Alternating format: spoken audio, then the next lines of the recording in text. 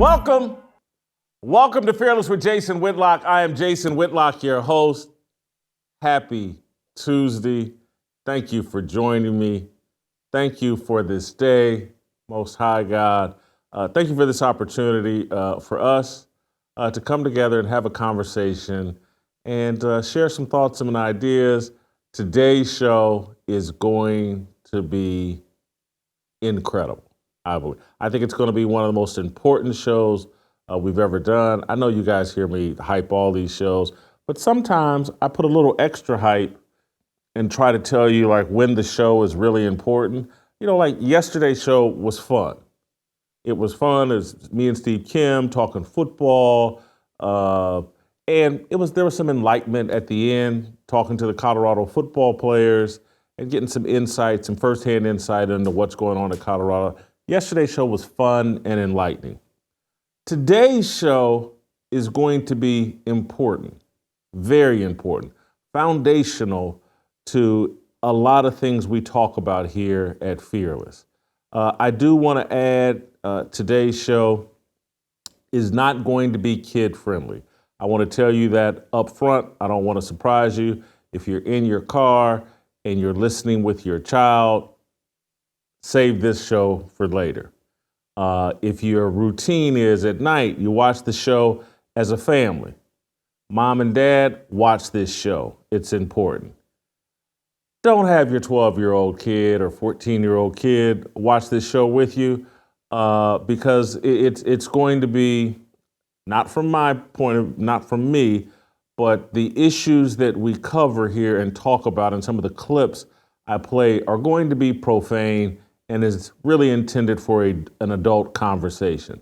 But this show is going to be important. And so I advise everybody to listen to it, share it with your adult friends.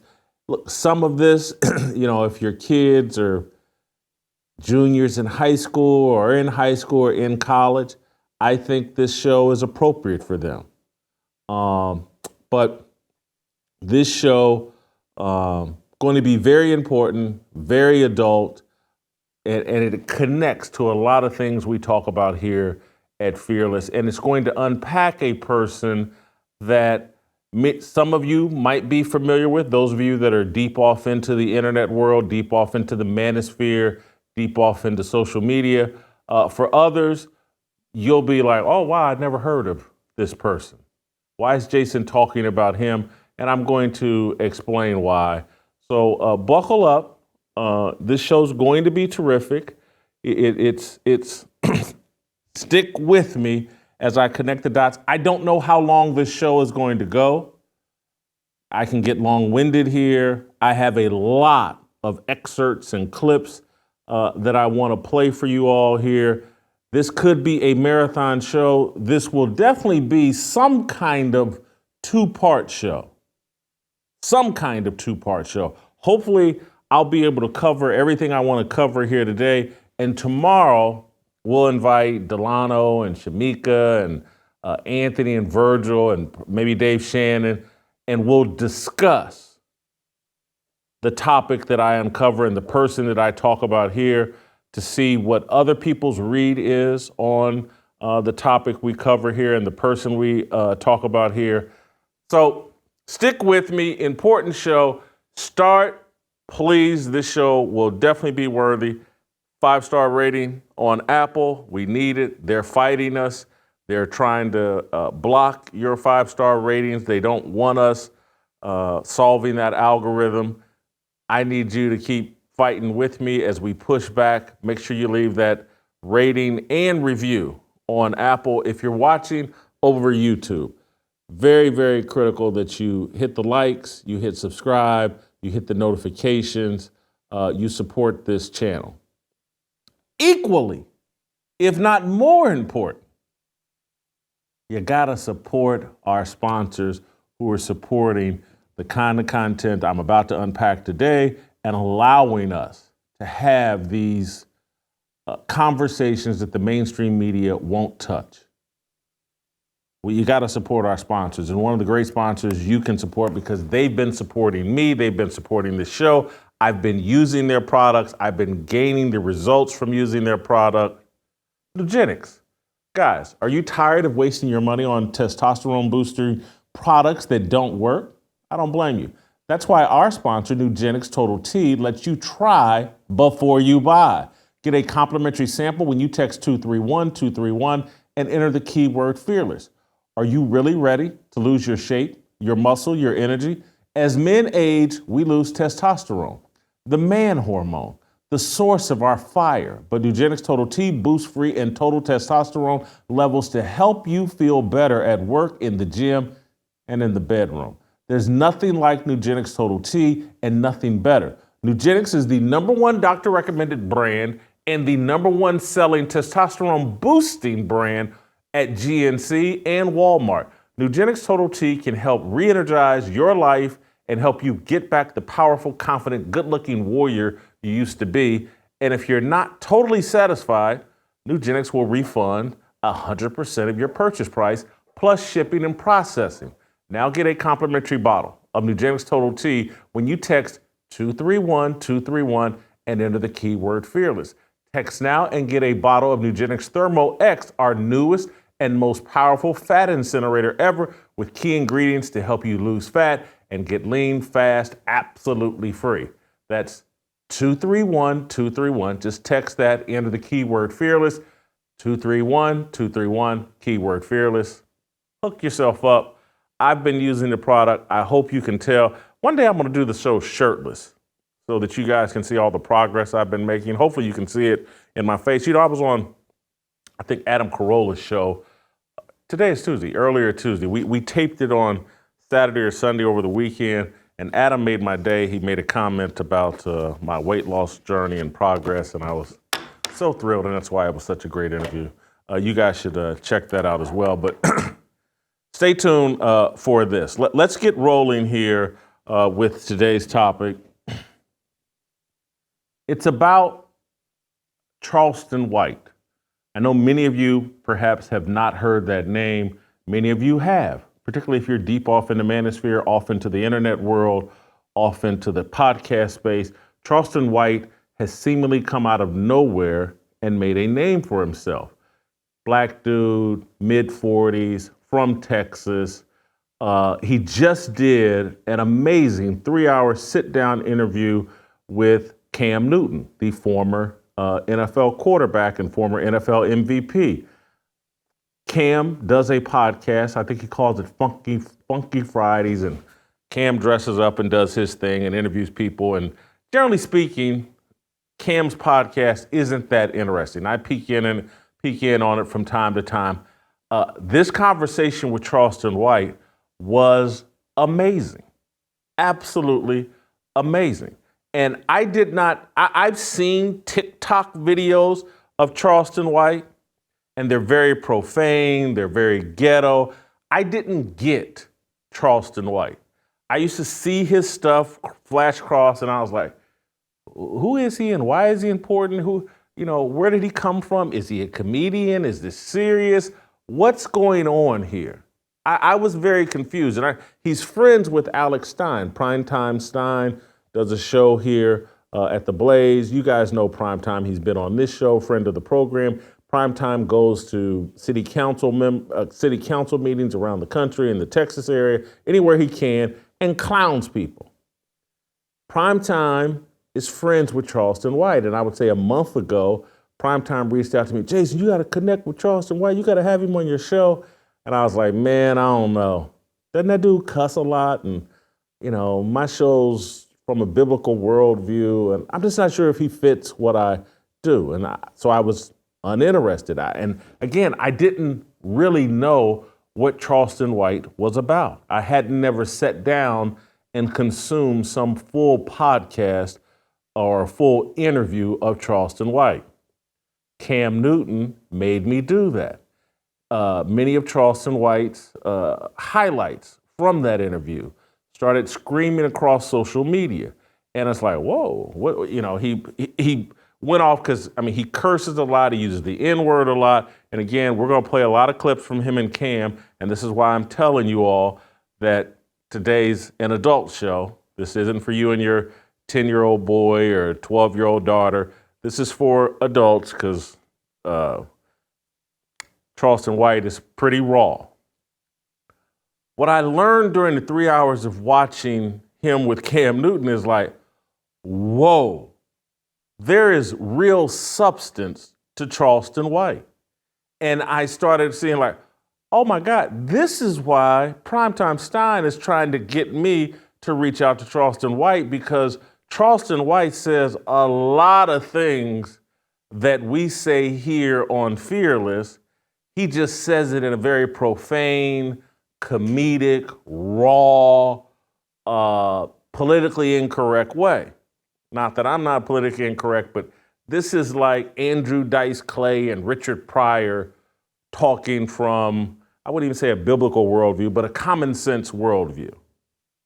And so this Cam Newton interview shook me up. And it's a 3-hour interview. I've watched it twice. And that's in probably, I probably watched it 5-6 days ago. And then I watched it again this morning, preparing to do this show, or whenever it came out. Maybe it came out on Friday or Thursday. I can't remember. I watched it then, and then I watched it again this morning.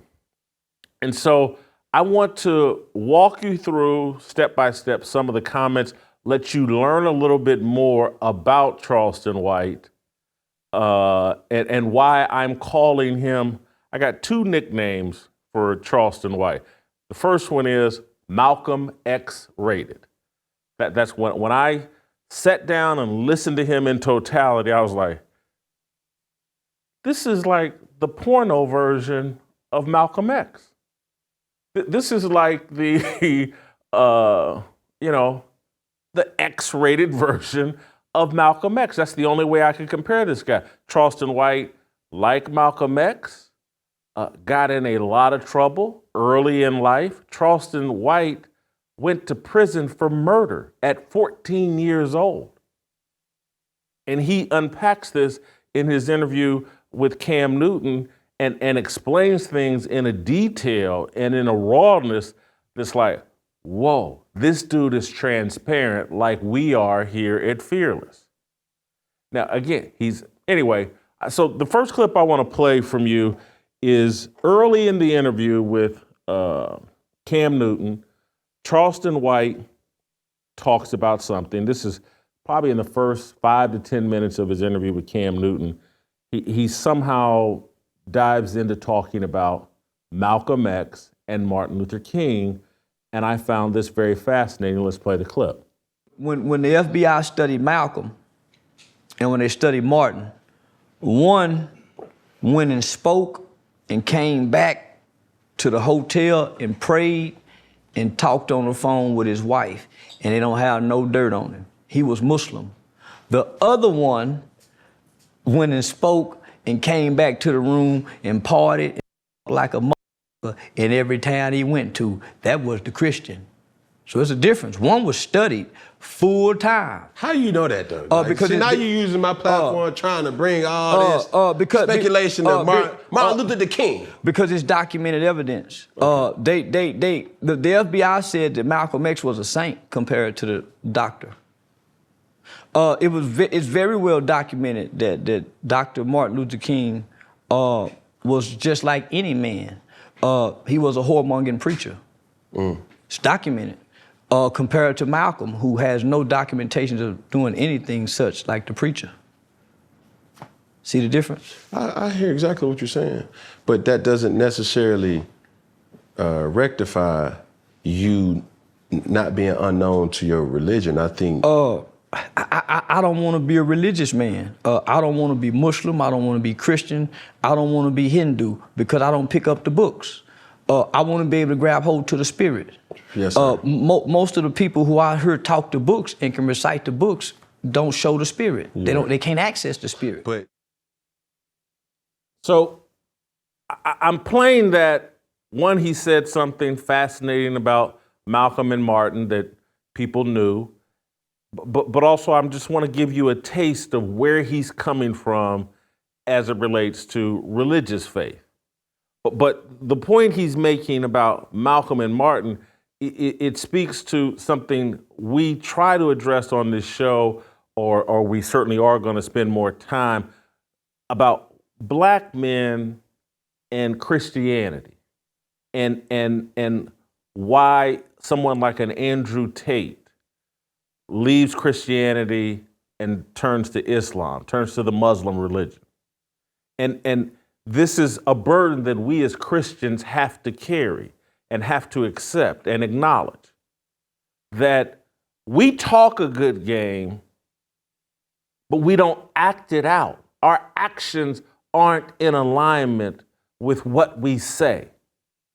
And that's why a lot of black men have left the Christian faith, and why masculine, serious men, and again, you guys have heard me talk about Andrew Tate and what I think about him and his lack of credibility and all that. But Andrew Tate has tapped into men who are like, hey man, let's cut out the BS. Let's be real about it. And they consider whether they think Islam or the Muslim religion is flawed or not, they at least, it's real, it's authentic. They try to live out their actual principles. And those of us in the Christian faith, we don't. We pay it lip service, but are our actions actually consistent with the lip service that we pay? So that's one of the flaws that we as Christians have been making. And if you've watched this show, you've heard me talk about Jason Whitlock sitting up in a strip club talking about his Christian faith. You can't do that. I'm making a fool out of a very special religion. I'm making a fool out of, or I'm representing God in a very foolish way. And so that's, and again, now Charleston White's being very clear. He's not interested in being a Muslim, but he is pointing out like, hey, one group is authentic and their icon, Malcolm X, actually lived up or lived out his religious principles, and the biggest black Christian icon did not. It's something we have to deal with. And so I found that interesting. And so I'm playing this just so you get an understanding of who Charleston White is. And so here's Charleston White talking about his family and what he picked up from his family upbringing. We got granddaddy, we got grandmama, we got aunts, we got cousins. Mm-hmm. So we got a big family. Yes, and we got males there, but they ain't the right kind of male. Granddaddy got a barber shop. Granddaddy went to the military.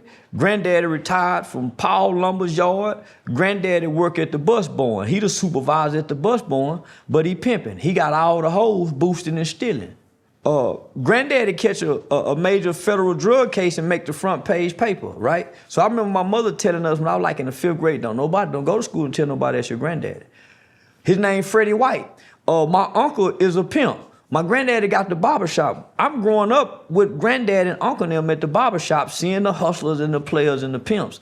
It's the black exploitation era. It's the 80s. Mm-hmm. So I got men in my life, but my mother is contrasting and countering what we're seeing. Right. She's trying to raise us to be opposite of her brother and her daddy. So she's trying to instill good morals.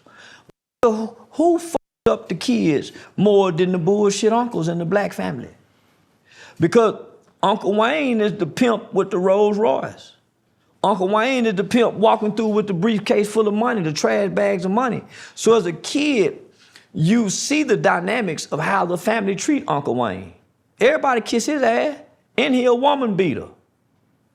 So everybody kiss his ass, so it's no different than a D-boy uncle who in the household with the mama who got the favorite brother. Mm-hmm. He coming through with the pants sagging and the gun. The nephews and them is picking up these traits. Mm-hmm. As he stopped through and get us with money, get out with money, rub them on the head, let them ride in the car with the hoes and the bitches. So I was a little king, like the little kid Finesse 2-time guy. I was that little with my uncle now, being exposed to this shit. So that's the dynamic of the loving single black mother who's God-fearing, who's trying to teach her kids good morals and values.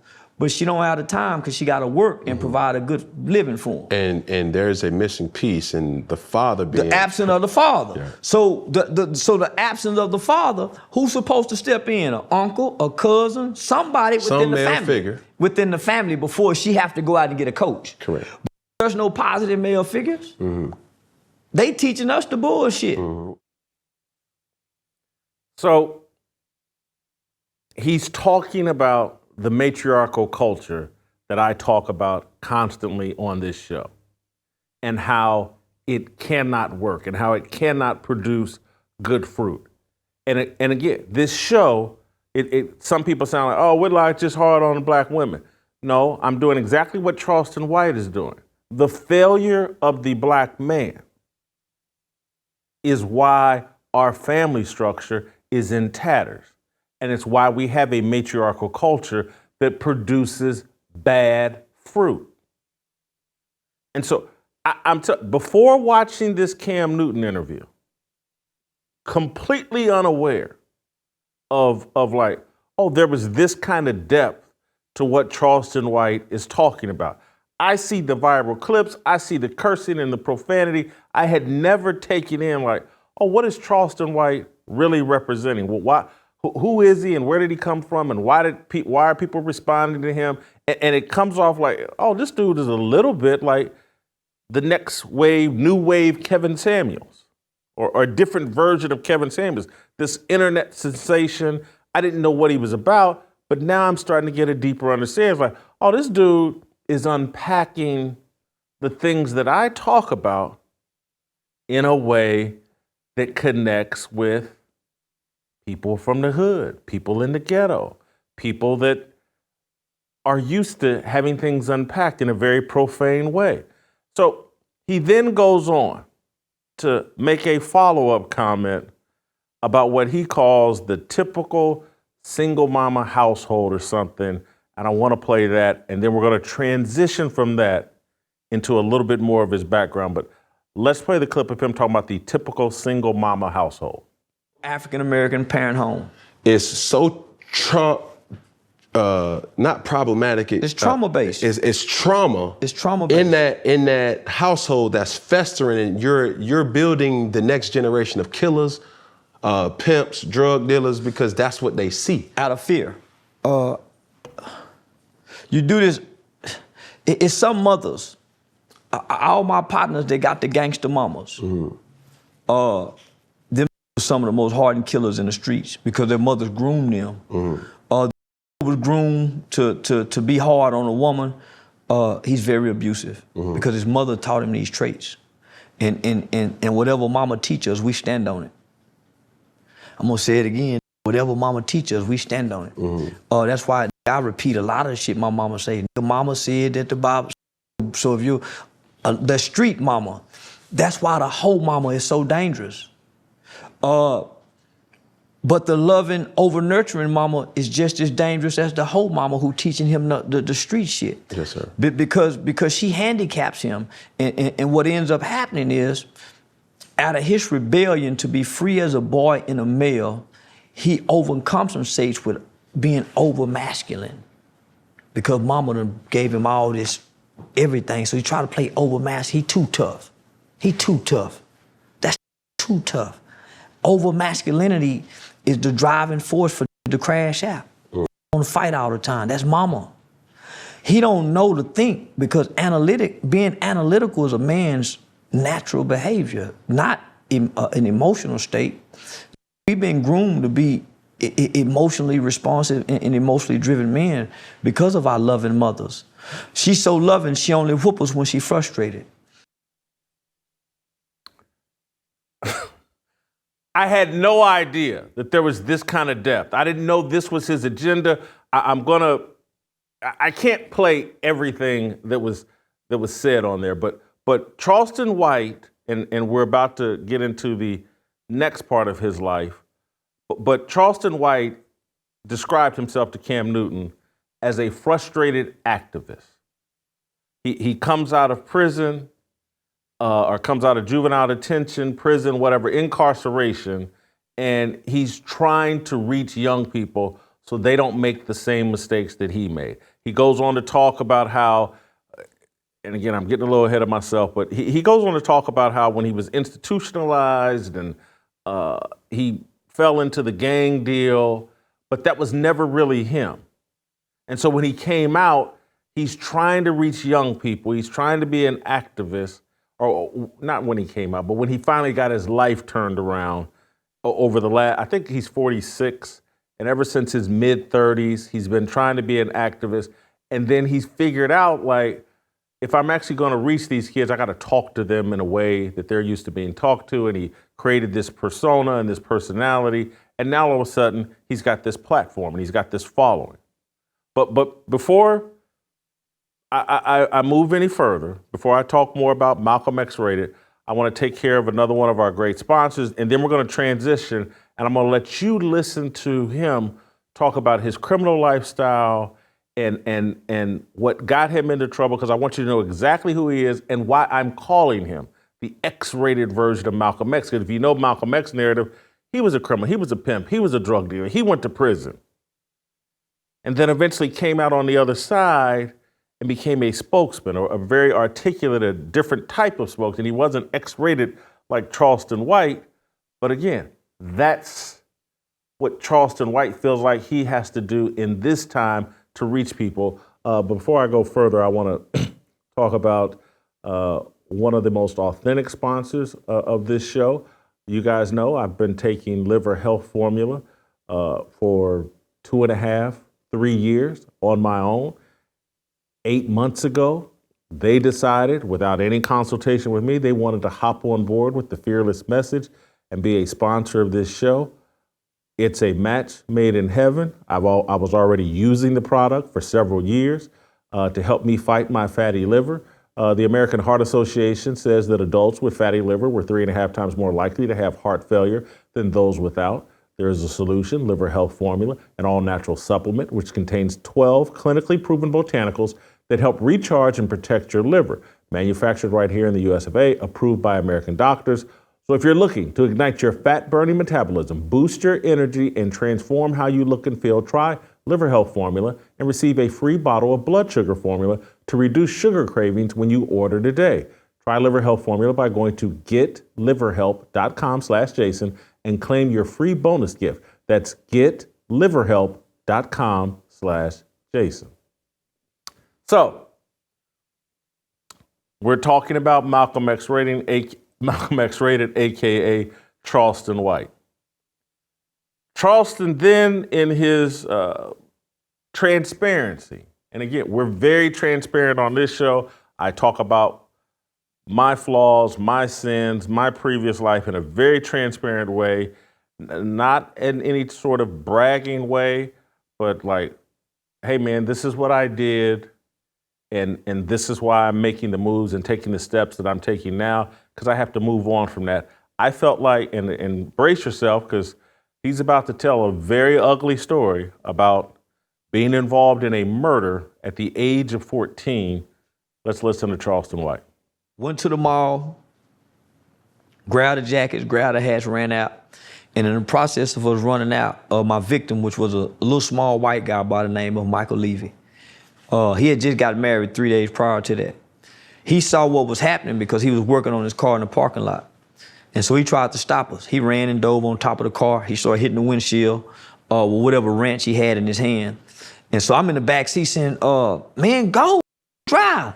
My partner in the front seat, he can't put the car in gear. You know, back then, up and down. Yeah. And you can have the car and drive and cut it off and take the keys out. And so that's what he did. He reached inside the car and cut the car off and took the keys. And so...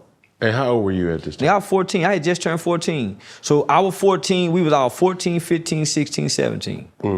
So when we get out the car, I was sitting on the gun. So I get a gun to my partner. So I'm encouraged, man, shoot that mother. And he shoot him. He wasn't trying to kill him. It's just that the gun that we had was a 38. Well, actually, was a 357 snub nose with blue tip hollow points in it. So when he shot the gun, it went up and hit him one time in the chest. And because of the bullets, they thought we shot him in the back. You know, 'cause them Yeah, expand as soon as on impact. So they thought we shot him in the back. He died in the parking lot. So Charleston White grows up with a mother who's trying to do the best she can. I think she had a good factory union job, and he talks in this. We didn't show it to you, but he grew up, had a lot of nice things, lived in a nice home, but he had that urge to connect to the street life. Because again, no father in the home, seeing these uncles and other family members who are in this hustle life, he's attracted to that. His older brother is attracted to that. And so at 14, he's involved in a murder.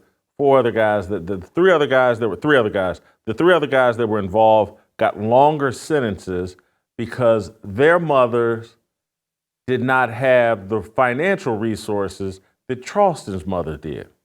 He got a good lawyer. And so I think he got a 12-year sentence. And I think that he's 14, and I think at age 18, because again, he goes to juvenile, he has a chance to get out at age 18. But he's still in that criminal gang mindset, and his mother tells the judge, don't let him out. He ain't ready. And so he goes back to prison or back to incarceration, and he comes out at 21 with a completely different mindset. He talks about how he worked the program and got retrained in his mind right, and how that they actually had some programs within the prison jail system that he started working and started using to transform his mind and to get back to a more normal state. Not completely normal, but a more normal state. And then he also talked about the victim's family. And I want you guys to hear this. They played a critical role in him getting released at age 21. My victim's family played a big part in me not going to prison, because they was a forgiving white family. So I could never be angry and hate white people, because I took a white man's life only for their family to be loving and forgiving. And so it's hard for me to develop hate in my heart. I hate things, but I don't hate people. So I actually got to look at these people and hear the words, I forgive you, we forgive you. Not only that, I had a compassionate judge. So gets out at 21, different program or a different mindset, but not completely free of the criminal mindset. And he talks about that. And I think in this clip, he talks about how he was submerged in a criminal element that now he was trying to avoid going back to prison. He had worked the program and had a new mindset, but he was also immersed in a mindset that he thinks is popular among and pervasive among a lot of young black kids raised in single mama households, raised in this matriarchal culture, where they really don't even understand. Their definition of doing the right thing is still wrong. Let's play the clip. I haven't been a criminal. I've been submerged in the criminal elements of our society because of our culture, right? So, what do you mean by that? A nigga get a job and have a quarter pound of weed at the warehouse and be selling weed at work just to have a little extra money for gas. Correct. A nigga have a homeboy who sell weed and got another homeboy who trying to buy some weed, and he'll middleman, a little drug dealer, get him extra $700. So I was submerged in the criminal elements, trying to find an identity. But that's all you know, too. Well, it wasn't all I know. Because I'm educated, homie. Yeah. I can read, I can write, I can do a resume, I can go get an interview and can sell myself in an interview to get a job. Because those are the things I started doing when I was tired of doing wrong. You're doing wrong because you think wrong is the right thing to do in the mind state that you're in, right? We got an element of our culture to tell us doing wrong is right. So when I hear that, I'm all in on Charleston White. And Charleston White is not perfect. Charleston White, again, not everything he says is golden. And this is a 3-hour interview. And he says a lot of things that I'm like, But overall, Charleston White is on the right path. He's 46 years old. He's gone through a lot of traumatic things. At the beginning of this, I think he's a 4 or 5-year-old boy, falls into the washing machine and basically breaks every bone in his body. And it's like a miracle that he was able to walk again, and just the stuff he experienced, some by his own mistakes, some by just accident being a child, the hardships that he experienced. It's incredible, his story. And again, that's why I'm like, this dude sounds like modern day Malcolm X. And maybe I'll be proven wrong, and maybe Charleston White is pulling off a hustle, but I'm just telling you how he sounds. He's calling BS on a culture that poisons young kids. Look, I'm breaking this down and giving you a lot of excerpts and clips, but you should really watch the entire 3 hours, because what I hear, he doesn't say it explicitly, but he somewhat does. And this is why I feel a synergy and a connection to him, because he's basically drawing a line and saying, he's saying on this podcast, and this is that, like, he still loves to be in a strip club. He still loves shady women. He at some point he talks about Brittany Renner and other people, and he's been on a podcast. I saw him on a podcast with Brittany Renner where she gave him a lap dance, and that's why I was like, oh, this dude's just a jokester and just here for clickbait. But again, watching this interview, he's in a different place than me. He's transparent about his sins and about his temptations. He hasn't taken the full steps to try to walk away from his sins and temptations. But in some degree he has, because he's like, man, I'll talk crazy, but if you evaluate my actions, they're not crazy. Now, I may say some crazy things. You asked me a question, and at some point he and Cam got into an argument about, putting your hand, because when he talked about Brittany Winter, he's like, yeah, that's a woman you're going to have to put your hands on to keep her in line. And Cam jumped on that, and again, I'm not trying to defend Charleston's position, but he's talking very transparently and very honestly. He's like, I ain't never put my hands on my woman, but I'm telling you, I'm capable of it. And that is the way that I feel about virtually any sin. It's like Jason Whitlock, he doesn't steal, but I'm capable of stealing. I'm capable of walking up into a strip club tonight. And I remind myself of that every day so that I don't walk into a strip club. I'm capable. Again, O.J. Simpson and what he did to his ex-wife. I'm like, yeah, that could happen to me. But it's like, I used to talk to friends of mine that were married, and the guys would be like, man, I'd never cheat on my wife. I'm like, stop it. Stop it. If you don't want to cheat on your wife, your mindset needs to be, oh, I'm capable of cheating on my wife. That's why I don't go places where it puts me in a position where I might cheat on my wife. And so it's no different. I haven't had McDonald's in 2.5 years because I refuse to go into a parking lot of a McDonald's. That's the only way to stop me from eating McDonald's. My car will not, it can't turn right into the McDonald's drive-thru. It can't turn left into the McDonald's drive-thru. It's just rigged that way because they know if I hit that drive-thru, it's on.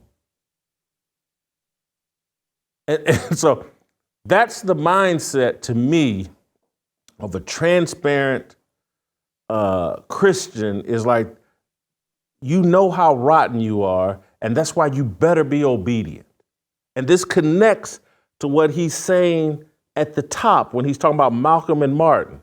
He's basically saying, I respect the obedience of Malcolm X. And I don't respect the lack of obedience of Martin Luther King. We have the wrong mindset, a lot of Christians and a lot of believers.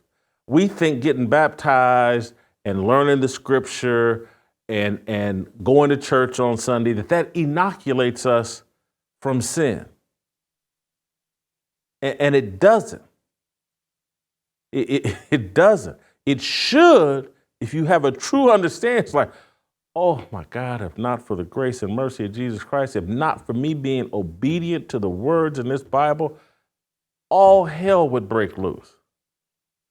And that's why this whole mindset of the left of do what thou wilt, seek your truth, do whatever feels good to you. Oh, you feel like a woman? You should do it. That's a devilish, satanic, demonic mindset.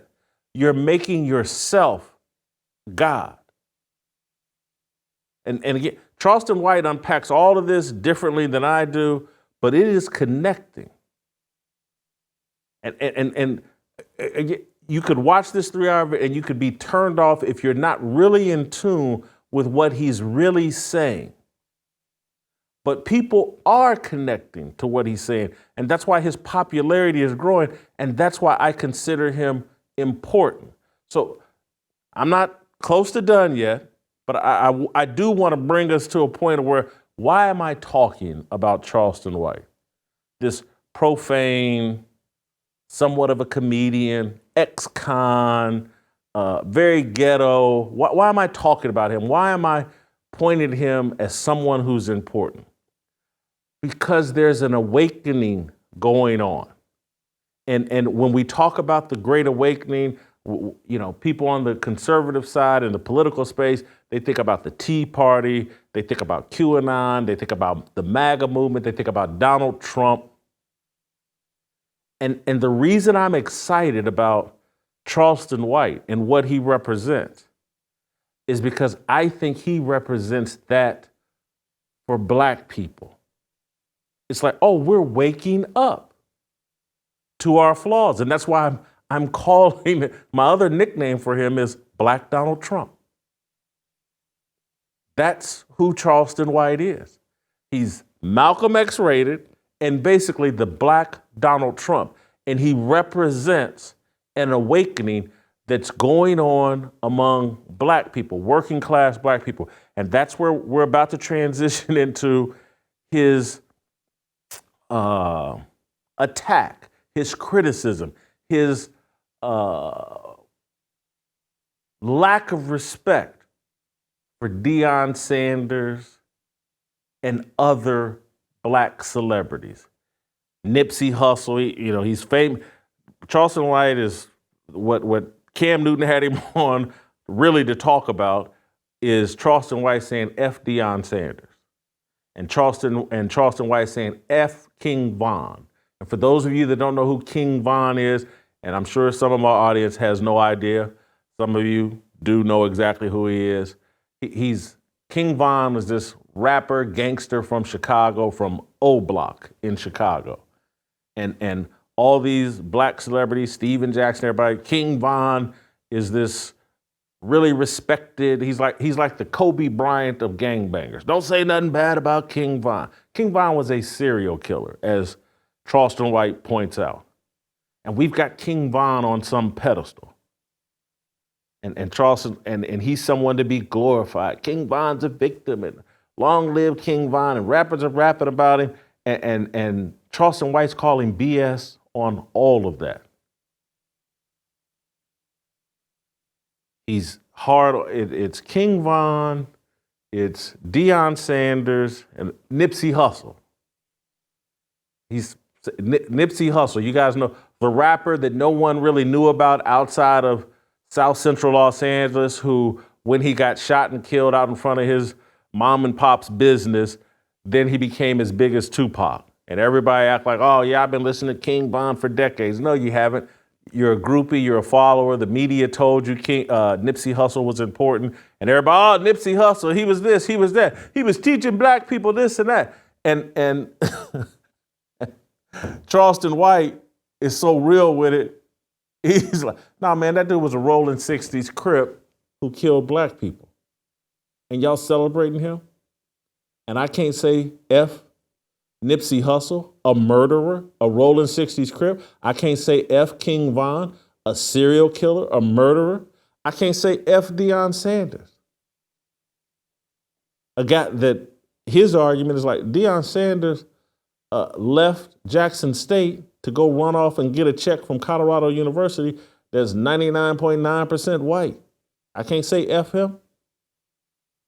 So we're going to transition into that part of the conversation of why I think he's important and again, why I think he's Black Donald Trump, waking us up to waking black people up to, hey, these elites that you think are on your team, that you think are out, Colin Kaepernick's out here taking a knee for you, and all these other athletes, and they're all out doing this for you. He's like, no, they're not.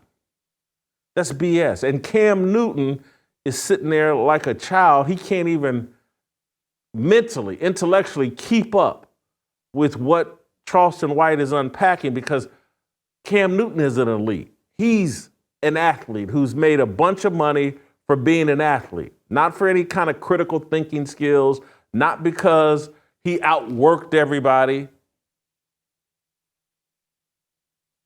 Cam Newton hit the genetics lottery. God smiled on him in the womb and gave him some physical gifts that allowed him to make millions of dollars in the NFL. But he is no intellectual heavyweight. All you got to do is look at the way he dresses. He's not even trying to be taken seriously. But Cam Newton wants to do the same thing as Deion Sanders, hoping that some university will give him a job to be an icon and a celebrity for their university, and he can cash a $5, $6, $7, $8, $9 million a year check pretending to coach football.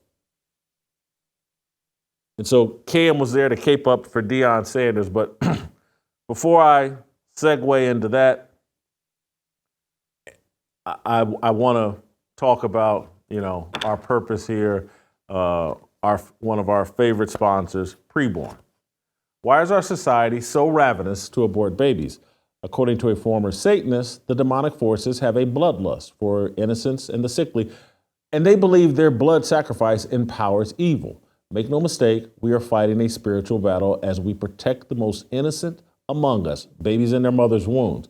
Preborn stands on the front lines of this battle, and their network of clinics are positioned in the highest abortion areas, often next to abortion mills, where unspeakable evil takes place every day. Preborn offers God's love and life to protect hurting women and precious preborn babies.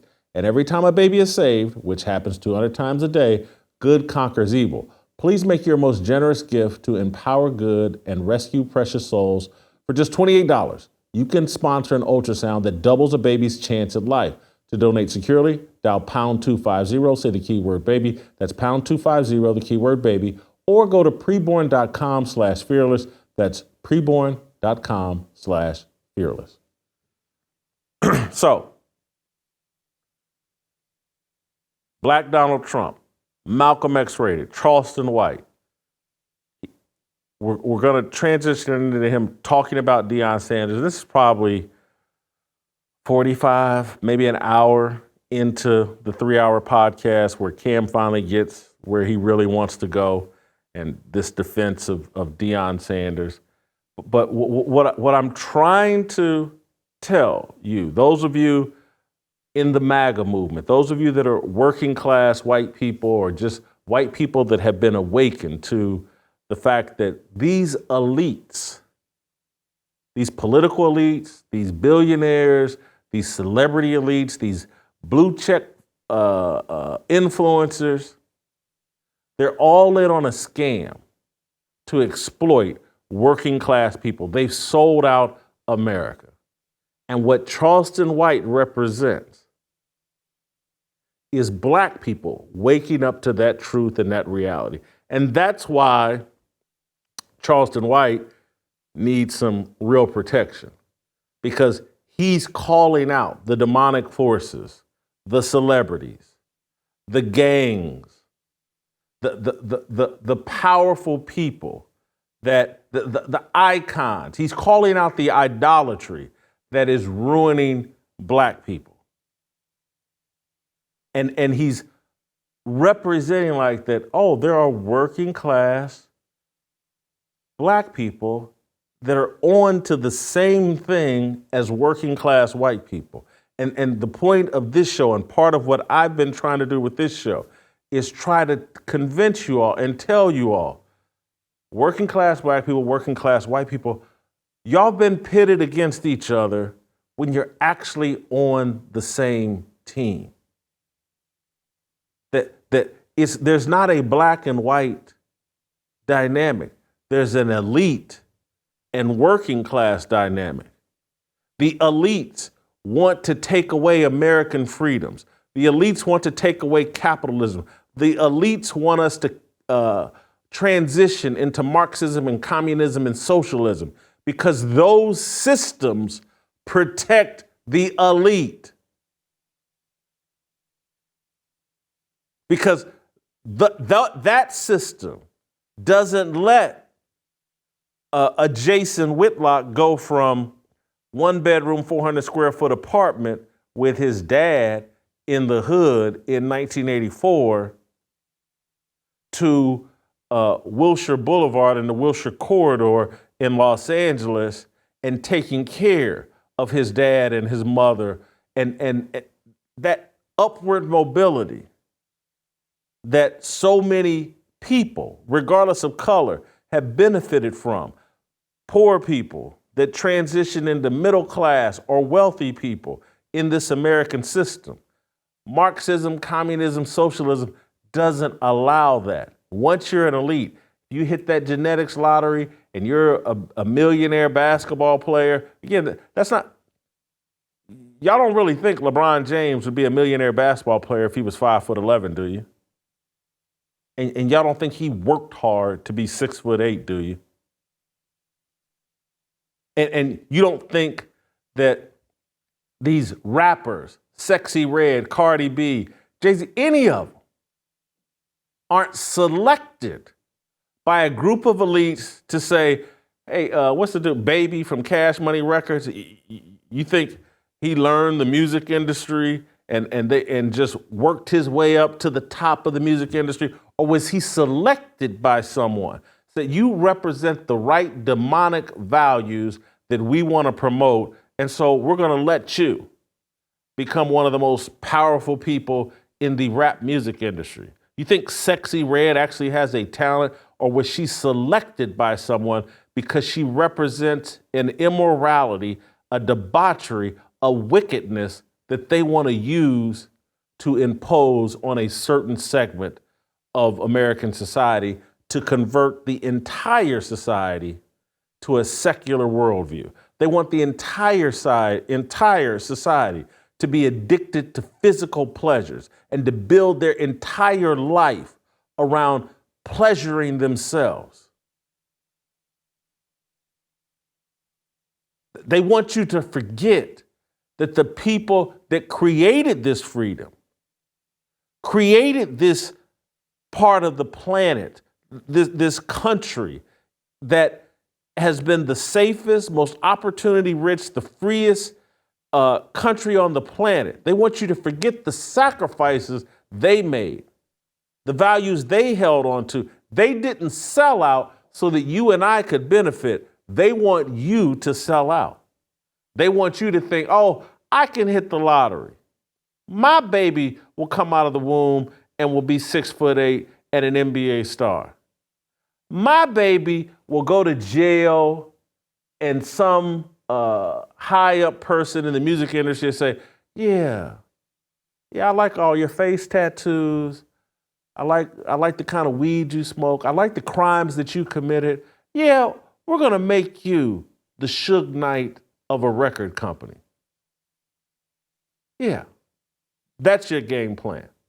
Where what Charleston White is arguing is, no, all of these celebrities, if they were really down, they would be telling young people, pick up this book, educate yourself, develop some discipline and a work ethic, and work your way up the ladder. You have a much higher chance of climbing that ladder, one rung at a time, than you do hitting some kind of genetics lottery or having Liar Cohen or someone in the music industry, Russell Simmons, say, yeah, you got the right criminal rap sheet, we'll make you a rap star. Yeah, you willing to come out here and wear a G-string and gyrate on top of other women, yeah, we'll make Cardi B, we'll make you a rap star. We'll pull you out of the strip club and make you a rap star. I mean, does anybody really think, I mean, just be honest. Does Cardi B have an ounce of real talent? Now, she's got a big butt, but that's not talent.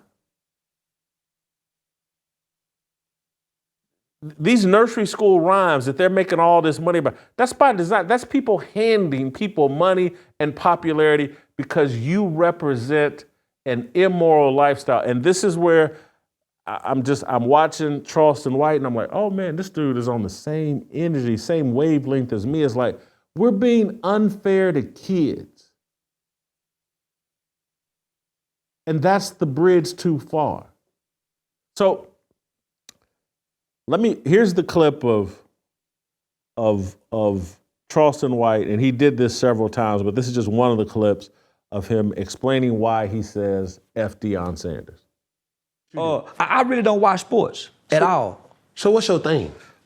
Strip club, hoes, and po babies, and not they mamas, like the Little League football coaches. See, I'm in the projects and in the ghetto that give away the toys, make sure the kids get, and don't touch their mama. I ain't like them other niggas. So I can say Deion, because Deion coached in my city before with Prime. Nigga, I know the East Side Falcons used to play, so I know about Deion. And that ain't respect worthy for you to say, even though. No, that ain't respect worthy. Because what I saw was, and I ain't really saying fuck Deion, I'm telling black people to fuck Deion. Because what happened, we took our love and our support to Colorado, and we forgot about all these HBCUs that's winning or losing. We ain't said high five them. We don't know one black coach at HBCU. Okay, now stop. Because like I said, behind everything that you say has some truth. But to that, I would suggest you say in that statement, I ain't gonna say per se Deion, but look, let's leave that part out. I'm saying it. But what we receive would be like, yo, even though Deion Sanders had to make a professional decision to go chase a bag that Jackson State didn't necessarily have, let's not forget about the other HBCU coaches that's out there. Let me just say, Deion knew they didn't have the bag when he took that on. It was already an agreement that we know we go struggle. He even agreed to give portions of that to that facility. He already knew this. The white folks just came and do what they always do, come get the and take the attention that he was going to bring to the spotlight on the HBCU. Now this big old light that could have been on these HBCU is now on this one white school that's 92% white. So Cam Newton is a small thinker. And you know, he's got a platform because he's a great football player. He's well beyond his depth arguing with this man. And so if Cam sees this, what I want Cam to understand, I know Cam don't like me because I don't like his haircut, I don't like the clownish way he dresses. He does all these things so that even if he did have something important to say, you could never really hear it because he's made a clown of himself. He's dressed up as a clown. There's all these distractions, but he doesn't really have anything to say because he doesn't understand at all how the world actually works. He doesn't understand the shoulders that he's standing on. And so what this show tries to explain, and what Charleston White is trying to explain to him, because at some point, I don't know if we have the clip, I don't think I asked for this clip, but Charleston White went on and explained like, hey man, I had a chance to go do something for $5 million. But I wanted to do something with black people, and so I stayed here for $500,000 so that I could do something that will benefit more than just me. And so that's a man that understands that someone sacrificed for him so that he could be here in America and eventually enjoy freedom and opportunities and rights that aren't guaranteed other places. Someone sacrificed for Charleston White, for Jason Whitlock, for Cam Newton, for David Reed and TJ Moe and Luke and Mike. These are guys that work for me. Someone sacrificed for us to be here. And Cam doesn't understand that that sacrifice is the road to improvement and the road to protecting the freedom and rights and all this stuff that other people have created for us. Cam understands the rap music mentality and the culture that's been preached. Chase the bag. You know, Deion had to go chase the bag. And Charleston White is arguing to him like, nah, man, if you really about your people and you've made as much money as Deion has made, Cam's probably made $200 million. And all Cam can think about is chasing the bag. How can I become a billionaire? How can I get like LeBron James? He's in competition with other elites. He's not thinking about what can I do that will benefit the most people in my community. And we don't have this clip, but at one point, Charleston White talked about all he really cares about the people in Dallas and in his community. He's got that Booker T. Washington cast down my bucket mentality. Let me do things that help the people right here in my area code. I'm watching this like, this dude is the cursing old version of me, because I used to curse a lot. Now, I've never been a big fan of the N-word, but I used to use it quite a bit. And now I don't, and now I curse a lot less. But Cam doesn't understand sacrifice. He's an elite. The world has catered to him since he was a child. He pretends that he knows the difficulty of racism and he knows the difficulty of being poor. No, he doesn't. This dude has been a high-profile athlete probably since the age of 10 or 11, 12 at the latest. Schools were offering money for him to come play for them in high school. And people like Charleston White are waking up. They're like, these celebrity athletes, these people that have been touched and blessed in the womb with all this physical gift, they're not doing anything for the working class people, and they're all fronting. Cam could, and maybe we'll get to it in some of these other clips where I can point this out, but Cam couldn't even follow this man's conversation at all. And Cam's one of these guys, he'll try to deliver his speech in a way and talk in a way that gives him some street credibility and like he understands the hood. And no, he doesn't. Anybody that has spent, and again, I'm not a hood person. I know the hood. I got some family that's hood. My father's business and my favorite place on earth, the Masterpiece Lounge, was in the hood. So I'm familiar with the hood, but I'm not a hood person. And that's why, again, me and my brother, when my father passed away, I was like, nah, we're going to sell the Masterpiece. We're not built to run the Masterpiece. Daddy was. My father knew the streets very well, carried a 38, had no problem pulling that trigger. He's a lot like Charleston White. Wasn't profane like Charleston White, but again, he knew the streets well. That's not me. But I spent enough time there that I understand it. And I'm listening to Cam, he don't understand it at all. And I've seen many of these other athletes that all try to front like, they all say that they understand. But then I look at their actions and go, that ain't hood. What hood did you grow up in? And I know I'm gonna get in trouble for saying this, but it's just like a thought that crossed my mind as I'm trying to bring this home. And I gotta show discipline, but it's a thought that crossed my mind. It's just like someone that we had that element on this show. And then all of a sudden you could just see it in bright red lights like, oh, this is fraudulent. Anybody that would call somebody a friend and then go tape a show based off a private conversation that they had with a friend, but they want to pretend like they hood? In what world? What zip code, what hood is that done in?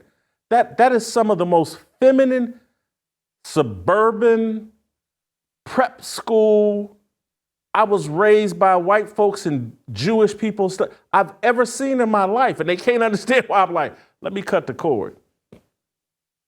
This dude, he can't relate to my mentality at all. That when I'm listening to Cam Newton and I'm listening to all these athletes that were blessed in the womb and were pampered and shown a red carpet everywhere they went, they can't even relate to a Charleston White. Can't even understand. They don't. Anyway, let me move to this next clip where Charleston White goes into a bit more detail about Deion's move to Colorado and him speaking against celebs. You could say, I could change that $40,000 to $400,000. Would you just leave that $40,000 or would you go get $400,000? I'm gonna go get $400,000. Is that not what Deion Sanders did? Mm-mm. Okay, what did Deion Sanders do? Deion's son is a star quarterback that he's trying to get to the league, and he's fathering his son to the league with nobody else's children in mind. And he's getting a pretty big check to do it. And what he's doing is he's robbing black people of their star power. He's robbing black people of their economics because he done took it and gave it to the white man. Because the space that you speak of, why not send it back there too? Why leave it here? Why the baby? Why Lil Wayne? Why all these major people don't go stand on the sideline of coaches that's not a celebrity? Why they don't do it to people who not celebrity? Why? Because this is what I know about black people. They worship and they idolize celebrities. That's why they are worshiping and idolizing Deion.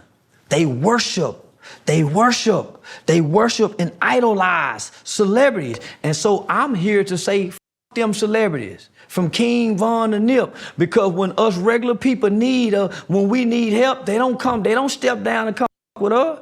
That ain't true. Man, I've been in the community for the last 12 years. Man, I know Deion lived in Prosper, Texas, Dallas, Texas. Deion was never there outside of his prime organization, football. But that's him there, though. But that's why I'm saying him, because I was in the community with him. I was at the football game with him. I watched how his arrogance walked past the parents and the kids. I saw how arrogant he was to his people. He ain't loving.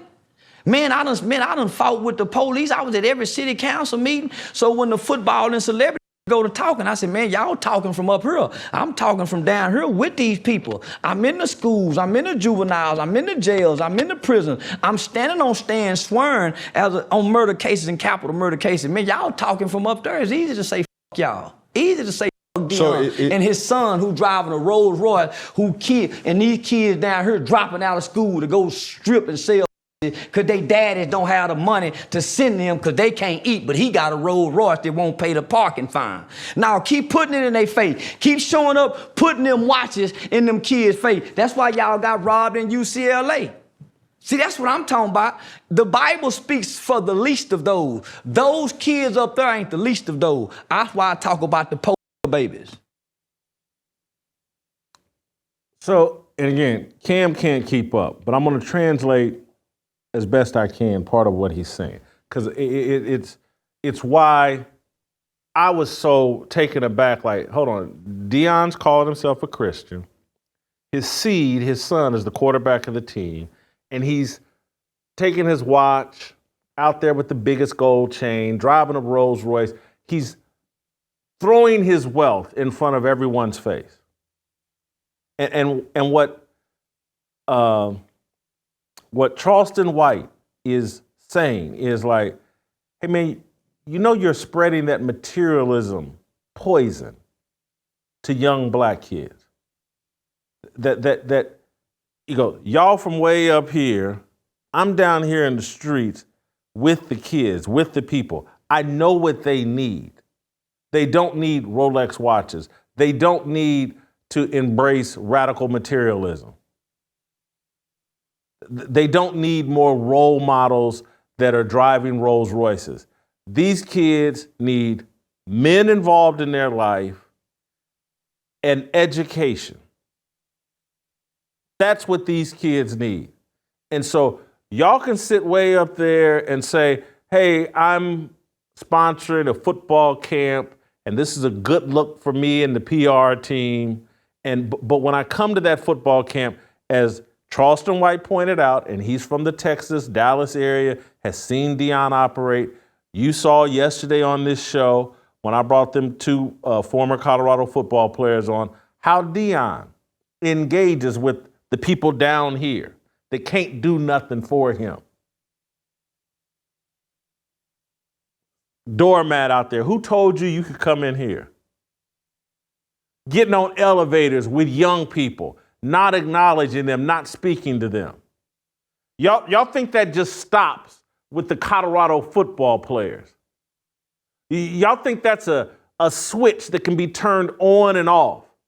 And the point of this show, if you get out of your little Deion groupie feelings, the point of this show is about a biblical worldview.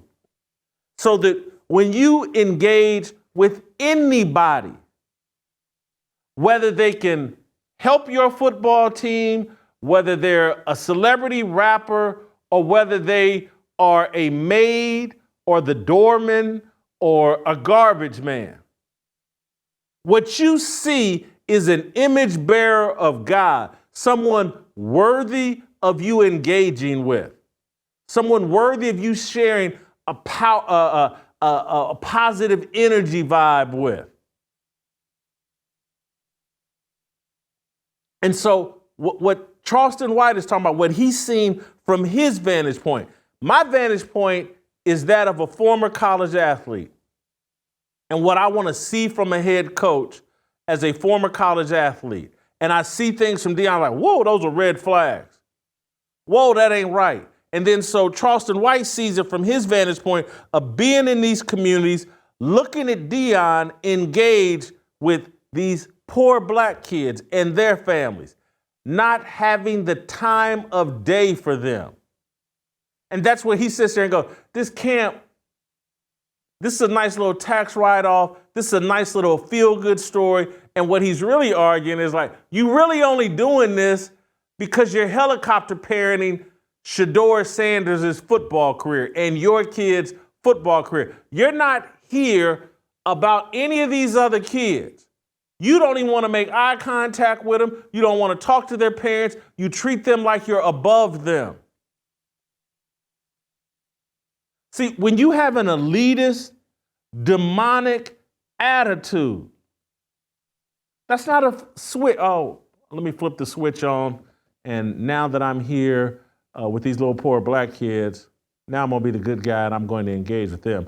And then when I get to Colorado and there's some football players I want to get rid of, I'm going to flip the switch back off and I'm not going to make eye contact with, I'm not going to talk to them.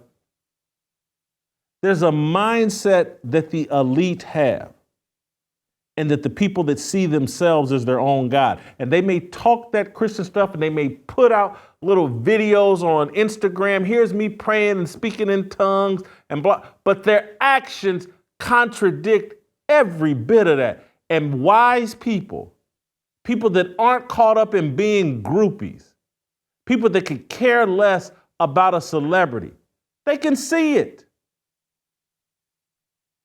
And so this is why Charleston White, I think, is very important, because what he represents, I think, is an awakening that you're seeing at a grassroots level. And that's why you're, see, y'all off into the politics. I'm going to make a political reference, but I'm not really caught up in the politics of it. I'm more caught up in there's a spiritual awakening going on. And Charleston White speaks in detail about like, hey, I'm not an expert on the word, but I do feel like I'm connected to the spirit of Jesus Christ. And there is a spiritual awakening going on. And I want people, it was great for me to watch this because it gave me hope. It reduced my cynicism. It's like, oh man, people at the grassroots level are waking up. That there's a battle of good versus evil. There's a battle of common people versus the elites. And I know many people, we like all the money you done made and blah, blah, blah. You an elite too. And as I've told y'all plenty, there are some people that can justifiably consider me an elite. But anybody that listens to what I say and what I do, I got that factory worker, union worker mentality that my mama and daddy gave me as a kid. Those are the people I love. And that's why these celebrities can't stand me, because they know I can't stand them and that I have no use for them. I don't want to be invited to their parties. I don't want them retweeting me. I don't need them. That's not how I don't even consider it fun. I'd rather be sitting at home playing bid whist with my mama and family and friends. I'd rather hang out with my Ball State brothers and friends than any of these celebrities. When I lived out in LA for 10 years, I probably went to CAA that represented me for a time. I think I went to 2 of their parties. Christmas parties, I think. I can't remember, but I'm just I wasn't on that circuit because I didn't want to be. I don't like those people. They're phony. They don't stand for anything. They'll do anything for fame and popularity. Somebody tells them to bend over and spread them cheeks, it is done. I don't like them. I don't respect them. They can't even be honest about what they really think. They're phony.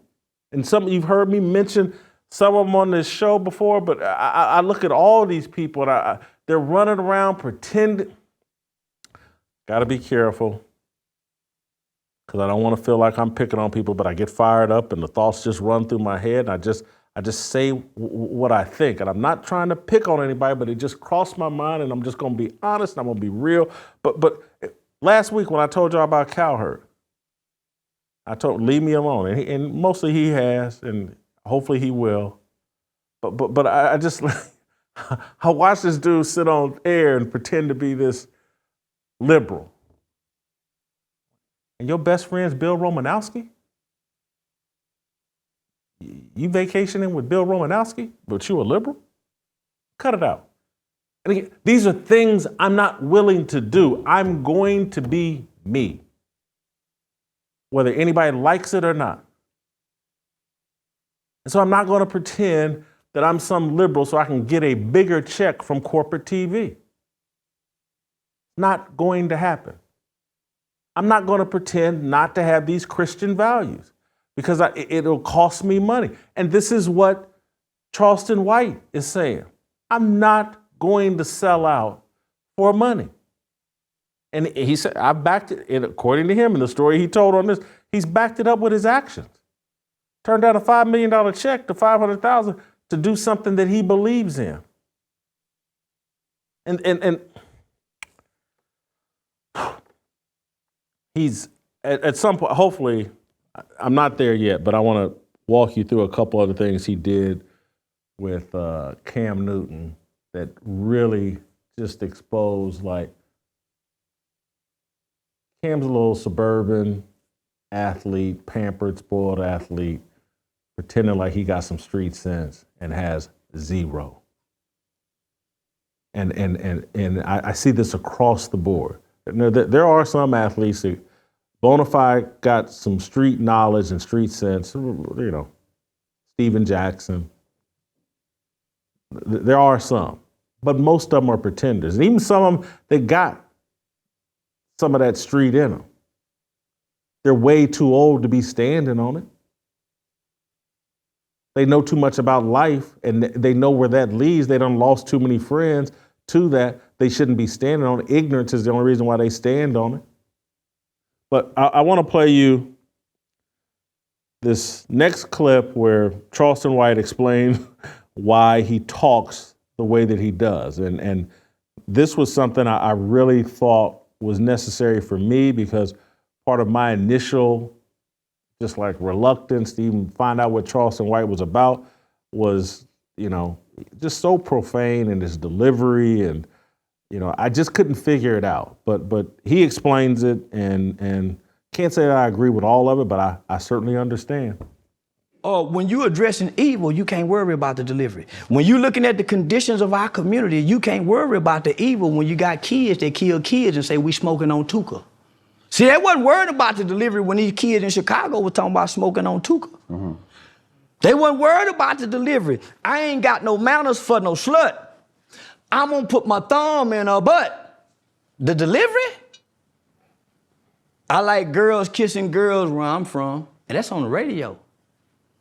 Girls on girls, that's promoting lesbianism to my daughter as we driving to school. This song they playing with Drake. Y'all worried about the delivery? These talking about killing each other. They really, Thug said, nigga, I shot at your mama. You don't mention me no more. He really shot that nigga mama. And y'all worried about my delivery? These are confessing to murders on songs. And y'all worried about my delivery? The conditions of black sucking them, talking about booty holes. Y'all worried about my delivery? Come on, don't be hypocrites, black people. Y'all can't listen to this music if y'all so caught up in my delivery. Don't do me like that. And the way y'all snap and pop y'all to this music, the way y'all kill and drill to this music, don't trip about my delivery. Hey, yo, Easy, why you wear your pants like that? I wear my pants like that because that's easy access, baby. Easy, why you talk like that? I talk like that to get my point across. Because when I wasn't talking like that, wearing a bow tie, y'all wasn't paying me no attention, and I was going to the Supreme Court changing laws and legislations in this country. I was working with over 50 U.S. congressional members, from Ted Cruz to Mark Rubio, Senator John Cornyn. I was on the front page of the American Bar Association Journal. I had done a study with News 21, Walter Cronkite School of Journalism. Y'all wasn't paying attention then. So I gave y'all what y'all want, ignorant mother talk like them rappers. Now y'all listening. Now y'all paying attention, huh? I got y'all attention, checkmate. Now let me tell y'all what y'all need to hear. We f***ed up as a race of people since y'all so caught up into my delivery. 5% of children now are catching HIV from ages 13 to 21. What y'all worried about? 85% of the new chlamydia, all the new cases of teenagers. What y'all so caught up about? Only 35% of most kids in inner cities can read on or above their grade level. What the f*** y'all talking about and these kids can't read? Come on, my. So if we gonna be real, let's be real. I'm not bashing the black woman in her BBLs. I'm not bashing the black woman because she wearing eyelashes. I'm not f***ing with the sister because she got too many baby daddies. I'm addressing men. Boys and men, from Deion Sanders and his son to black people following a cult-like man, but won't support local. How can black people give all this energy to one man and all these other black coaches from high school to college? Why is it just this one man? And we abandon hashtag HBCUs, just like we abandoned no justice, no peace for George Floyd. Are we still mad about George Floyd? Are we still mad about police shooting? Is that why we not kneeling no more? Are we still boycotting the NFL? What happened to all these things? What happened? Because I'm still stuck on Tamir Rice while y'all stuck on my delivery.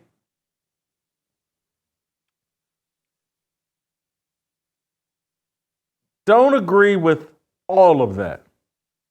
But he crushed it there. He crushed it. Here's Cam Newton, made $100, $200 million in the NFL. Set for life.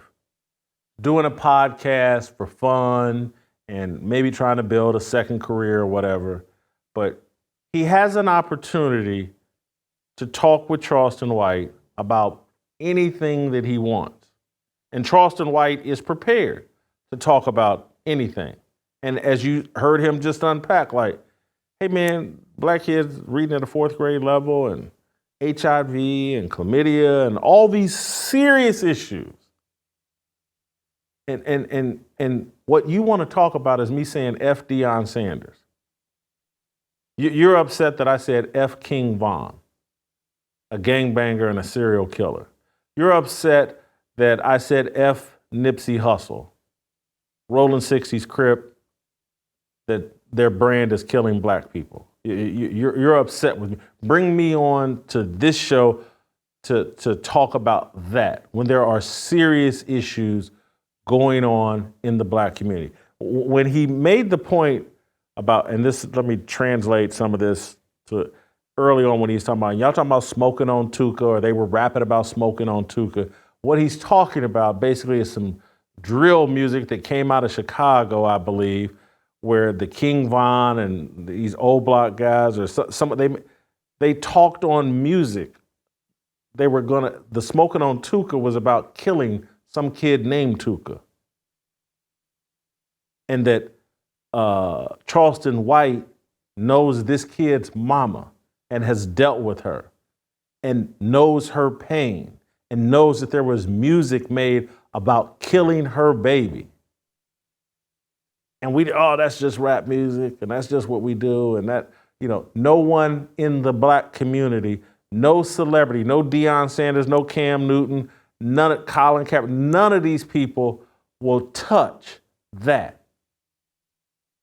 But we'll melt down because Charleston White says F. Deion Sanders and F some gang members.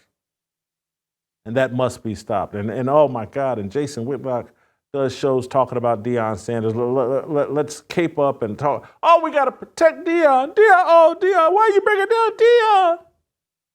And you'll step over dead black babies. You'll ignore rap music and rap songs that are 1 million times more popular than anything that gets said on this podcast, to come in the chats, to come in the comments. Oh God, Deion can't. Oh, why are you criticizing Deion? Oh, this is so terrible. The kids, you're bringing down Deion.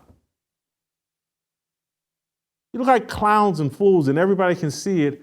And Charleston White is calling it out, and he's calling it out with, and this is again why I'm calling him Malcolm X rated, is he's calling it out with that kind of street credibility and street vibe. No one can say that Charleston White doesn't like poor black people, doesn't like black men that have been incarcerated. He was one himself.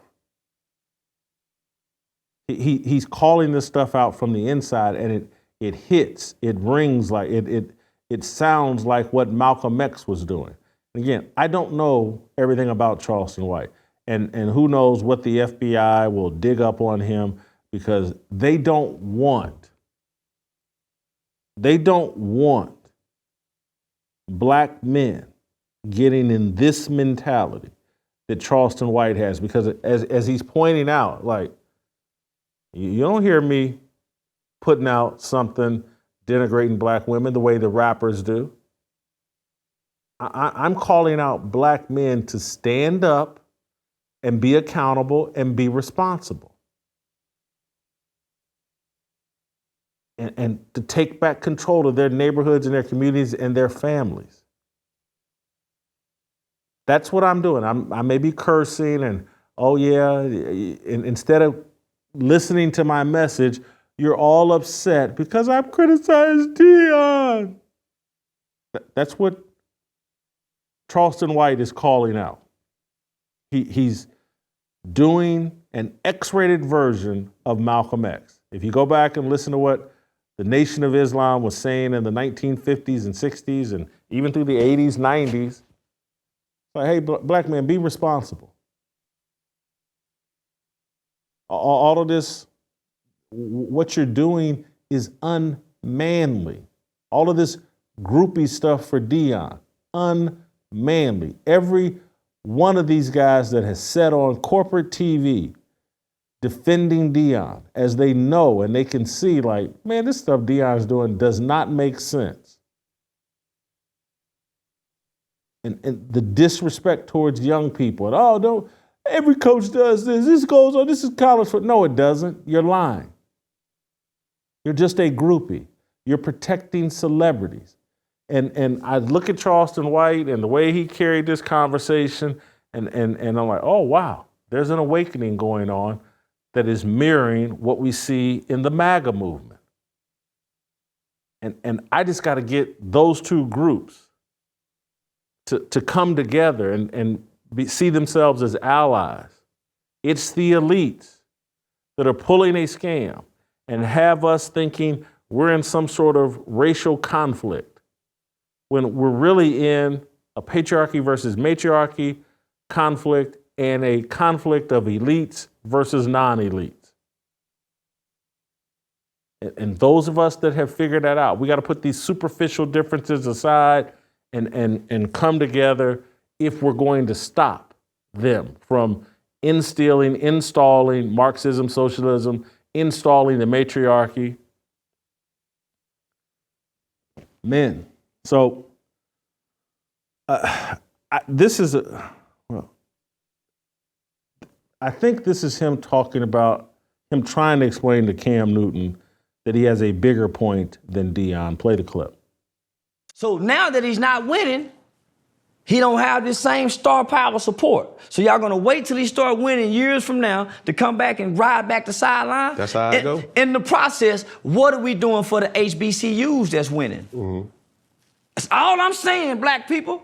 So if I have to say Deion to make my point, I'm gonna keep saying Deion. Because I'm trying to get back to hashtag HBCU. What happened to we mad about George Floyd? What did they give us to solve that? They gave his family $20 million? What about Mike Brown? So we keep following trends. And I'm saying, black people, look at us. Deion is a new trend. Y'all done quit this trend. What's next? What are we going to be considered? So we done quit HBCUs. We done quit Deion now. He ain't winning. Look at us, y'all. Is what I'm saying. We was in an uproar. Every celebrity, everybody was in it now since he's not winning. Bandwagon. Because we don't have a cause. And I'm saying y'all tricked me into believing we had a cause. Y'all had no justice, no peace. Y'all had police, unarmed black shooting. We had boycott the NFL, Colin Kaepernick. What happened to all these causes we keep bouncing from? So, okay, now we got Deion. I done said Deion because I'm saying what happened to the HBCUs? People can't get past Deion. And I'm saying what about the HBCU? People can't get past Deion. So, and this is where I would love to have a conversation, and hopefully we will with Charleston at some point, but he's basically calling out like these causes are fake. And they're just a trend, they're just a fad. And he's right, but I just want him to be clear on that anytime you have a cause that's not grounded in truth, it's just a fad. It is going to fade out. And so the reason why Deion has faded out is because, again, it wasn't based in truth. It was based in hype. And again, I've proven that to you. That guy beat TCU week 1, and I was telling y'all, pump the brakes. This ain't real. And trust me, anybody, and there's a bunch of people that know football, and they played, they coached, they were general man, that know football. Anybody could see, like, pump the brakes, this ain't real, but they lied because it wasn't based in truth. And so, George Floyd, it's not based in truth. That's why the fad went away.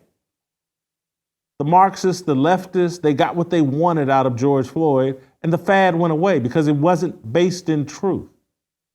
Michael Brown, hands up, don't shoot. It wasn't based in truth. That's why the fad went away. And what I feel like Charleston White is on, his message is like, hey, what should really have us excited and passionate, the cause that we should all be rallying around is like, what's happening to our kids academically, sexually, gender confusion, crime-wise. What's happening to our kids? What's happening to the family structures that produce great fruit and great kids? That's the real cause that should motivate men. This whole unarmed police, when everybody's looking at the video and it's like, now, if you resist arrest and fuss with the police, yeah, you're going to get shot, white or black. It happens. There's plenty of that on tape. That ain't the cause. That's not a real cause. And so what Charleston's arguing when you watch this whole 3-hour interview is like, nah, man, I'm out here dealing with these kids. They got real issues, and I don't see any of these celebrities addressing that in a substantive way. They're not using their platforms to point it out. They're not talking about the fall of family. They're letting their kids, they're letting themselves, Deion at 56 with all the gold chains and all the jewelry and all the flash, he's promoting to young people, do anything you can to make money. If you got to sell your body, if you have to make music that denigrates black people, if you have to pretend to be some preacher or Christian to hustle black people, if it makes money, do it. And Charleston White's calling BS on it. And don't make any sacrifices. That's beneath you. Earlier generations, they made sacrifices so you don't have to. That's the mentality Deion is pumping. And so I agree with Charleston White. Like, it was going to be a mess and difficult for Deion Sanders to clean up and stay the course in Jackson, Mississippi.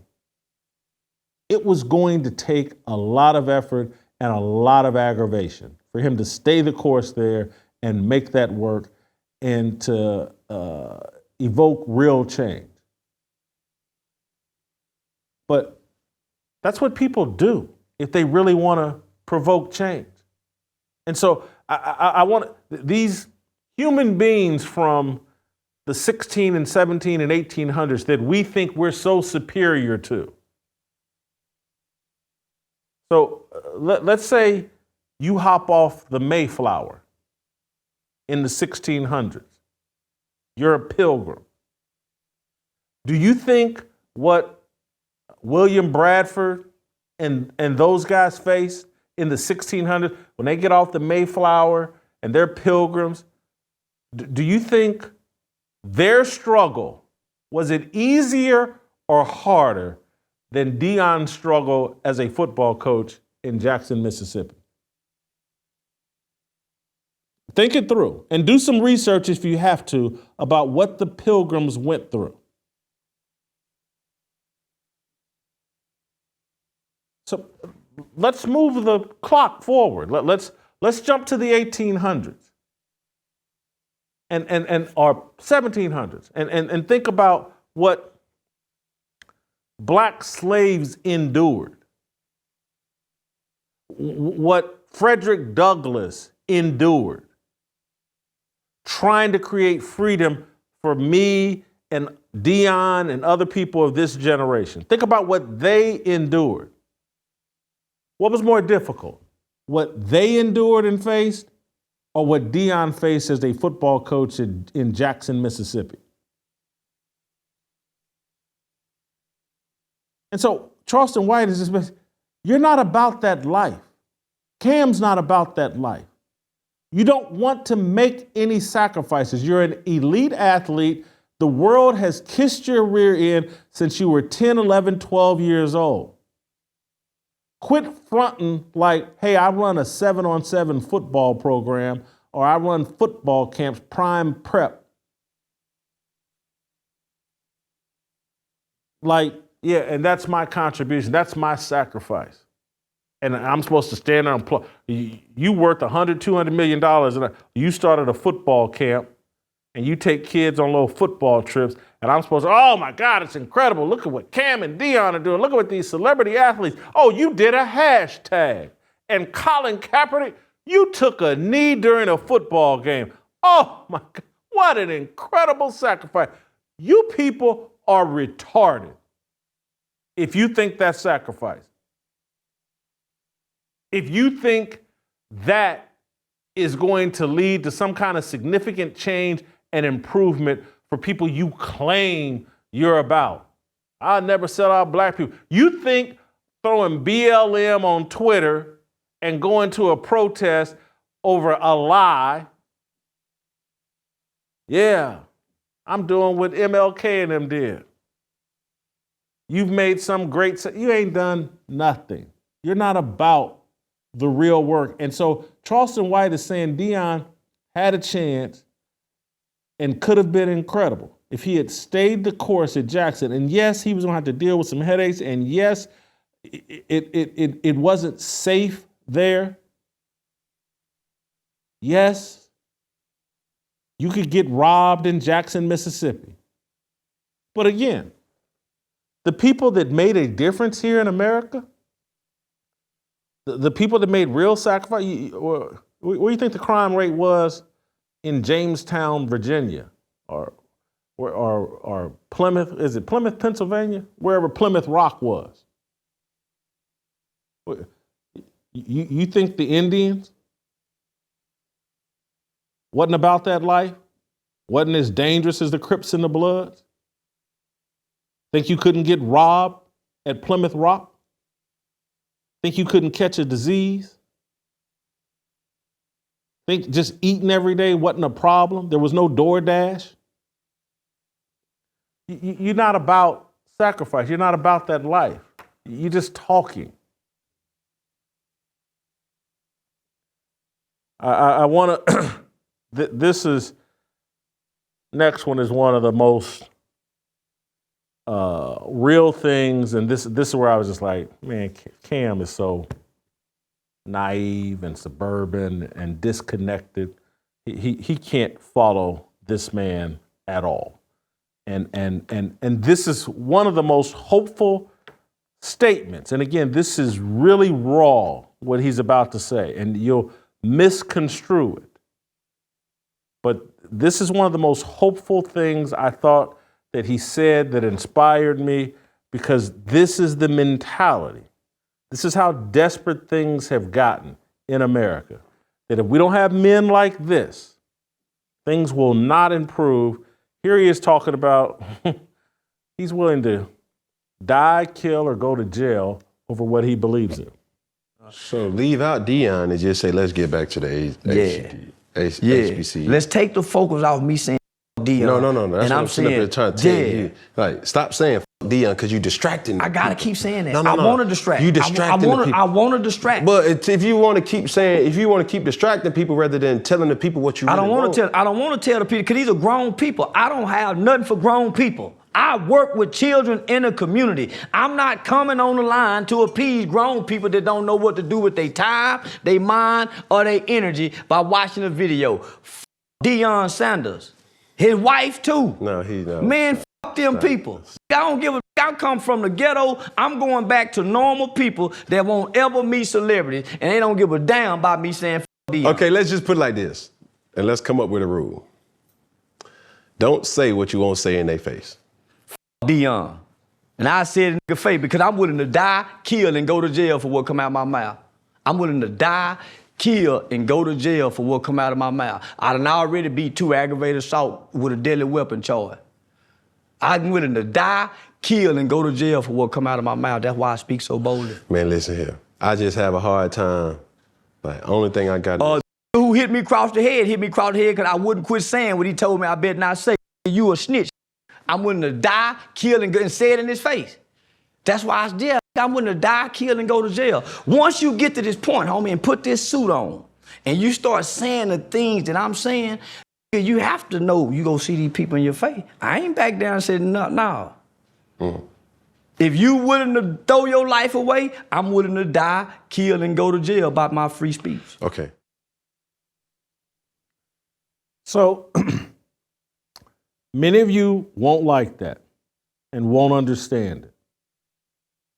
But when you think about the people that created America and how we got here, they were willing to die, kill, and go to jail for what they believed in. Period, end of story.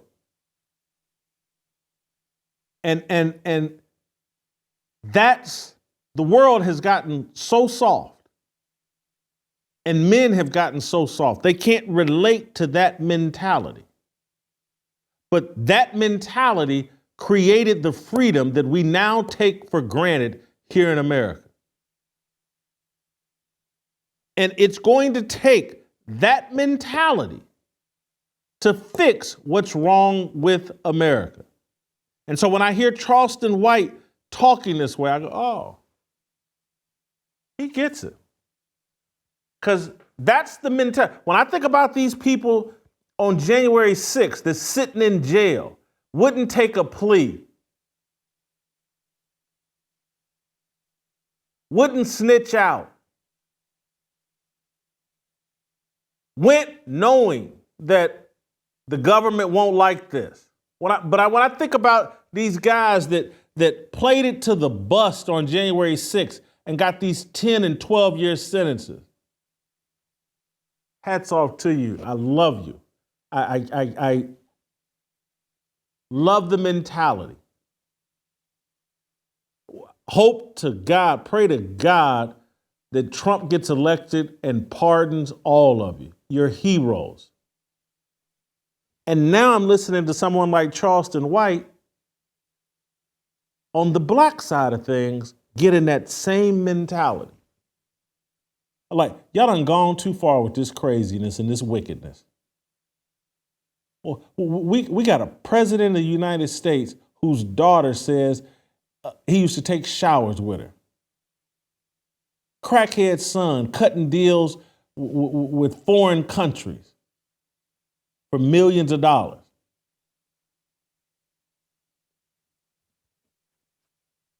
FBI that's locking up and incarcerating people that walked around the Capitol building and posed no real threat. And so if you ain't willing to die, kill, or go to jail, you ain't really talking about nothing.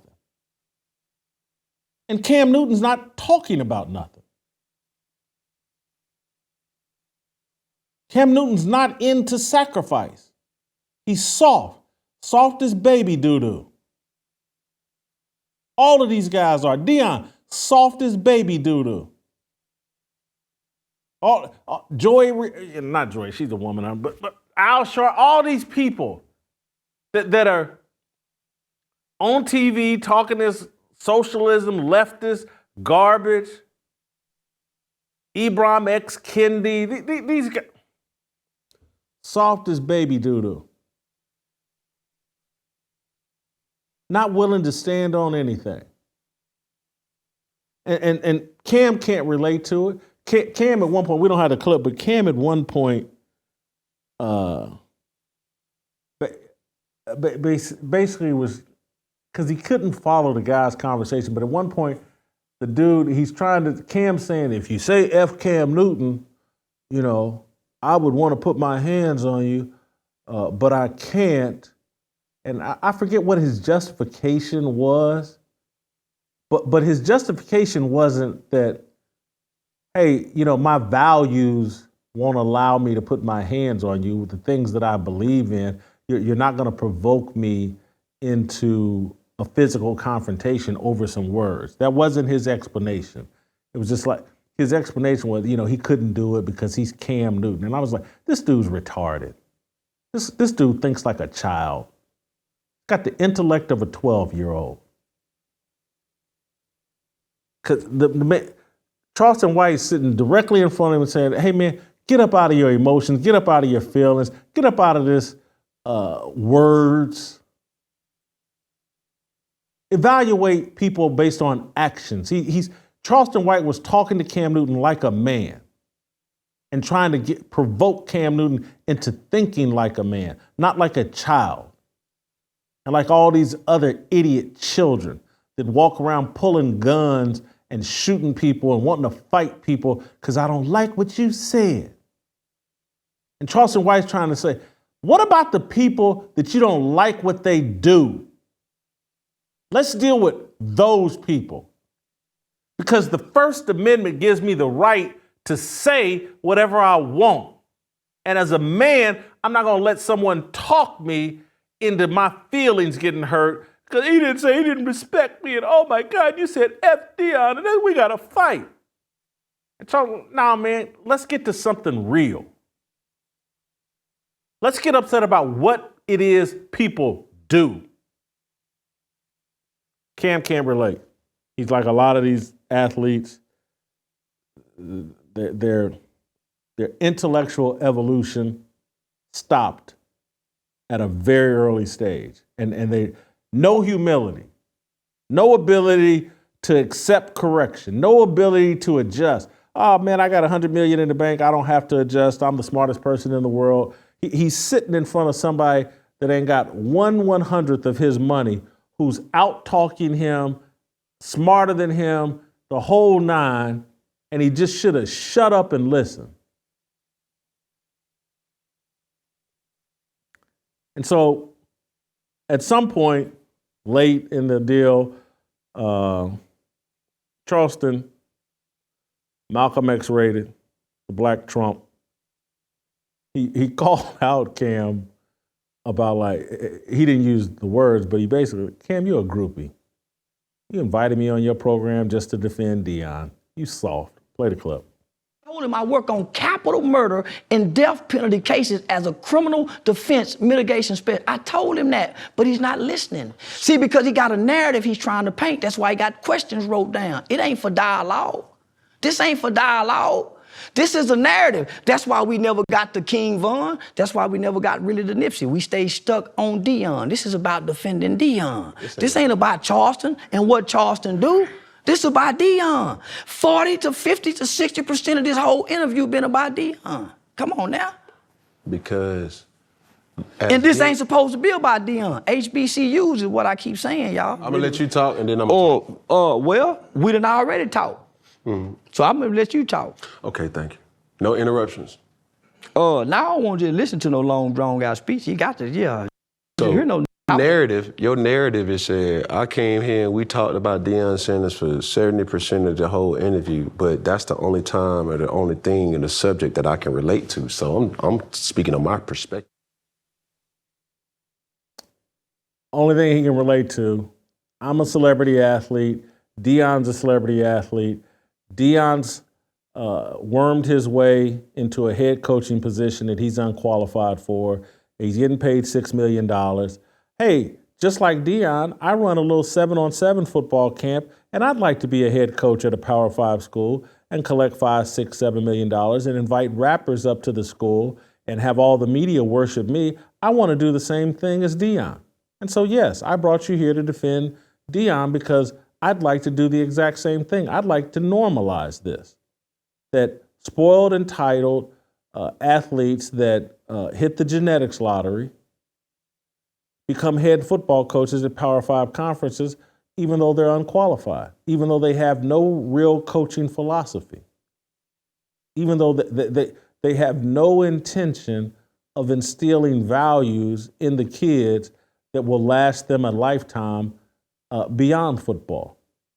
I'm Cam Newton. I put on clown suits and spend all day in a beauty shop getting my hair done and work with some fashion person to put me in these clownish outfits. And I want to be the head coach of a football team and do the same thing as Deion. And so, yes, I brought you on here to argue that Deion's right and you're wrong and you're a coon or you're a hater for pointing out that Deion ain't really about nothing but Deion. That's me translating Cam Newton.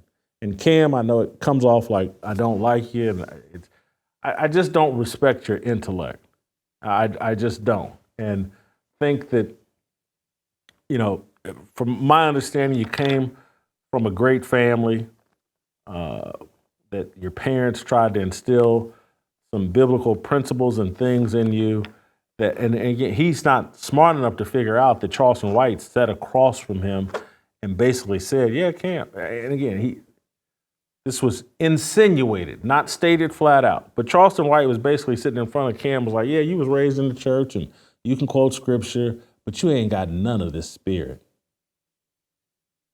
You can quote some scripture, but you ain't got none. The Spirit, the Holy Spirit, totally missed you. You have no interest in it. You know a few little scriptures because you was raised in a church, but your actions don't line up with any of it because it's not in your spirit. It's not engraved in your heart. You can repeat some scriptures. Hats off to you.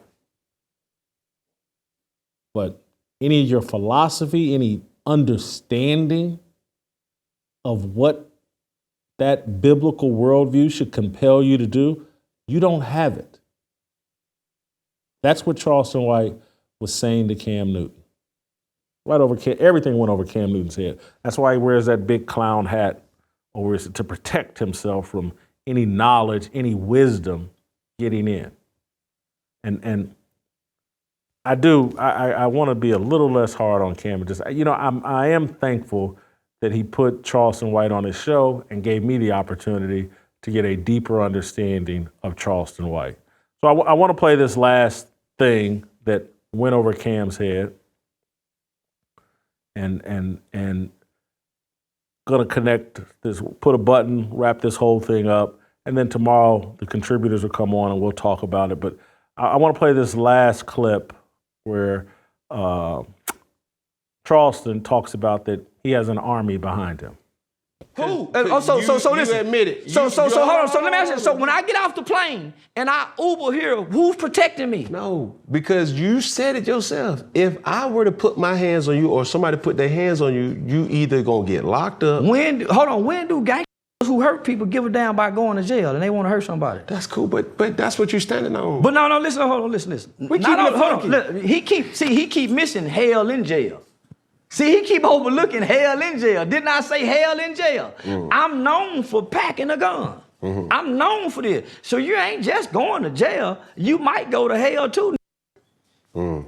You might go to hell. So that ain't tough talk, Charles. I'm not trying to be tough. I'm trying to clean up the community. But when you sitting up here saying, F this, I am. Well, y'all can't be tough talk. But that ain't tough talk. That's a man who's standing on what he's saying. Why they got to be tough? And you know you're protected because if somebody retaliates to the words that you say, you could either die or go to jail. Right. So what am I protected? So what's protected? So what? So let me just say this: an assault ain't nothing but a misdemeanor, a $50 bond. Who afraid to go to jail for?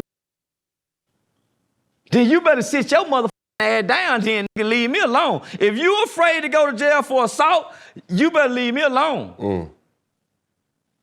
Cause I just be the aggravated assault with a deadly weapon case against him. Nah, you better leave me alone, man.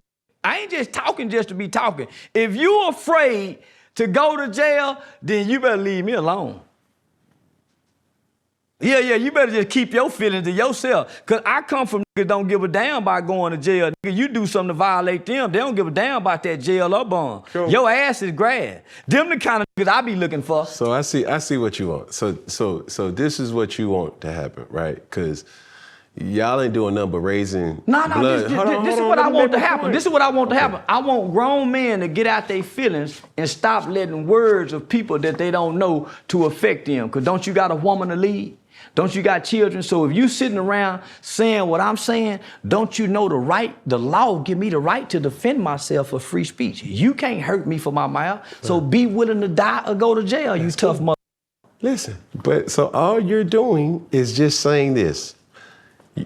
You're agitating an argument because what you gonna say is, hey, man, Cam knew what Cam gonna say. Man, Charleston White, you ain't gonna do that. I'm not, in my mind, hold on, listen. In my mind, when I say King Von dead, so he ain't saying me back. When I say King Von, I'm making a point because I'm sitting next to Tuka's mother. See, that's what y'all keep missing, man. Hold on, listen, homie. I'm telling you, I met this baby's mother. And this boy is saying, smoke this kid. Not only that, he done killed other people. So it's easy to say, him, my nigga, when you done met these victims. That's all I'm saying. It's easy to say Deion Sanders when you got these Jackson State football kids in your phone. See, that's what y'all missing. All of this is because I work with children. Nipsey, he a rolling 60 Crip, cuz. They kill black people. They mislead children. So it's easy to say, that. But I ain't saying fuck black women. But y'all defending these. But you just said you're gonna slap a black woman. No, I didn't. I said I would slap my woman, but I ain't slap my woman. Okay. I don't slap my woman. See, this is the black man getting caught on words and not actions. That's how y'all getting played on, black man.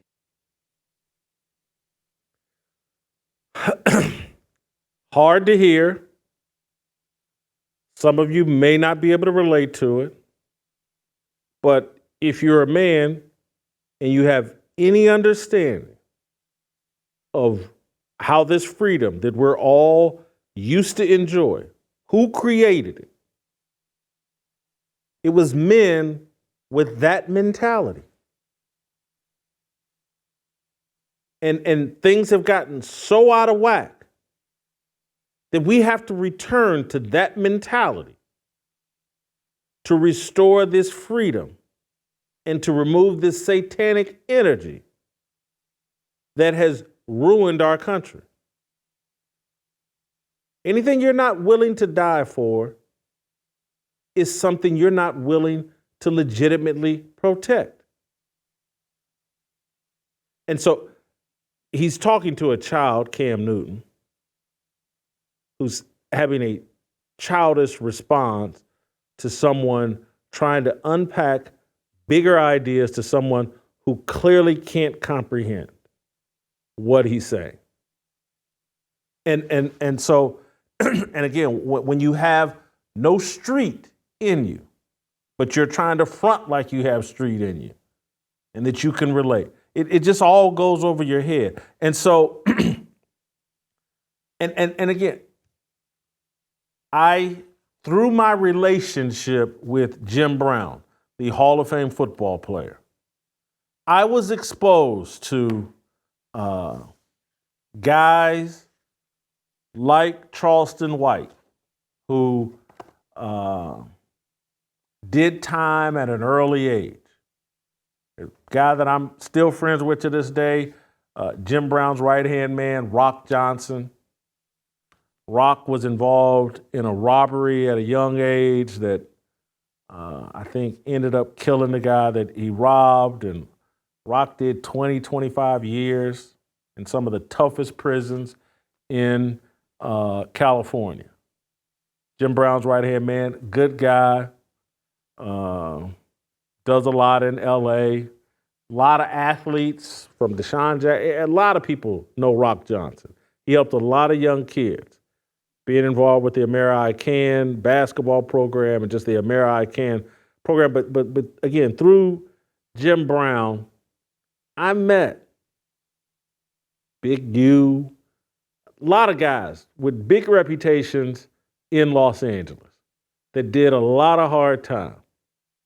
And within that group and that element in prison, there are the hardcore gangbangers, low IQ gangbangers that, minds messed up on drugs, weren't nurtured properly growing up as kids, and so that they can only think so far, and so they're followers.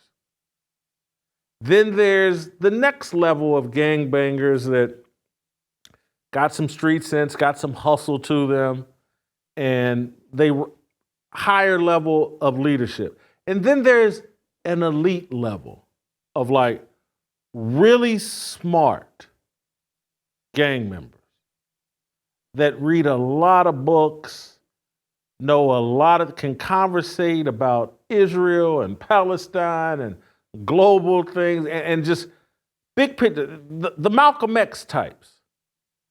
And it's like where the Nation of Islam came from, because they used to specialize in getting some of the followers, some of the mid-level guys, but some of the high intellect guys in prison involved in the Nation of Islam.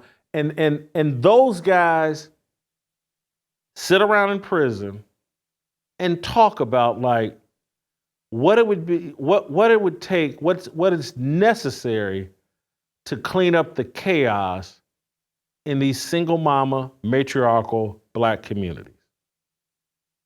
And some of them talk this stuff while still attached to the criminal world.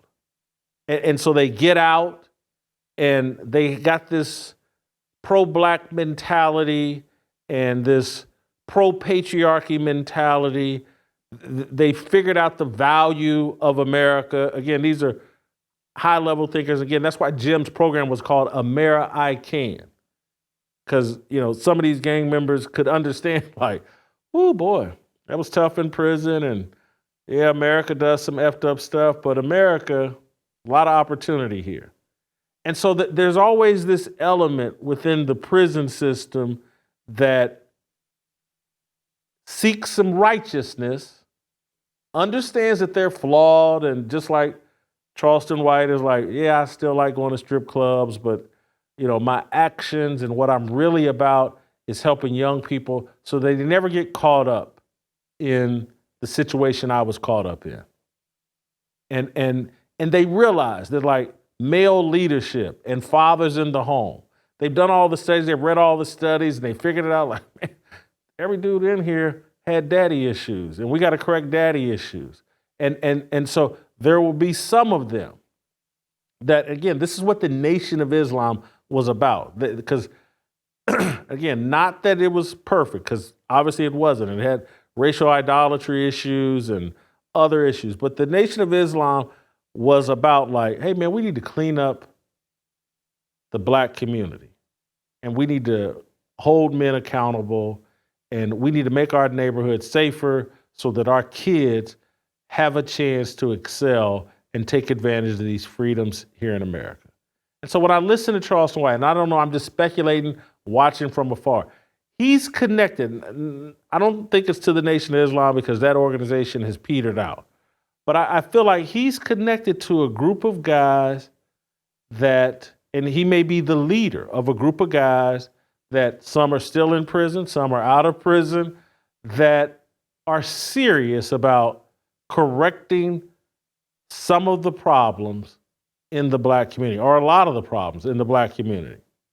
And they figured out that this whole left-wing stuff is a scam and a joke. And they figured out that these celebrities aren't really about anything. And when I hear Charleston White talking as boldly as he does about a King Von, about a Nipsey Hussle, it's like, ooh, he's backed by some real people. He's not just talking at the big gate. He's not, and he says in this deal with Cam Newton, he's not out here alone. He's backed by some heavy people willing to do heavy things.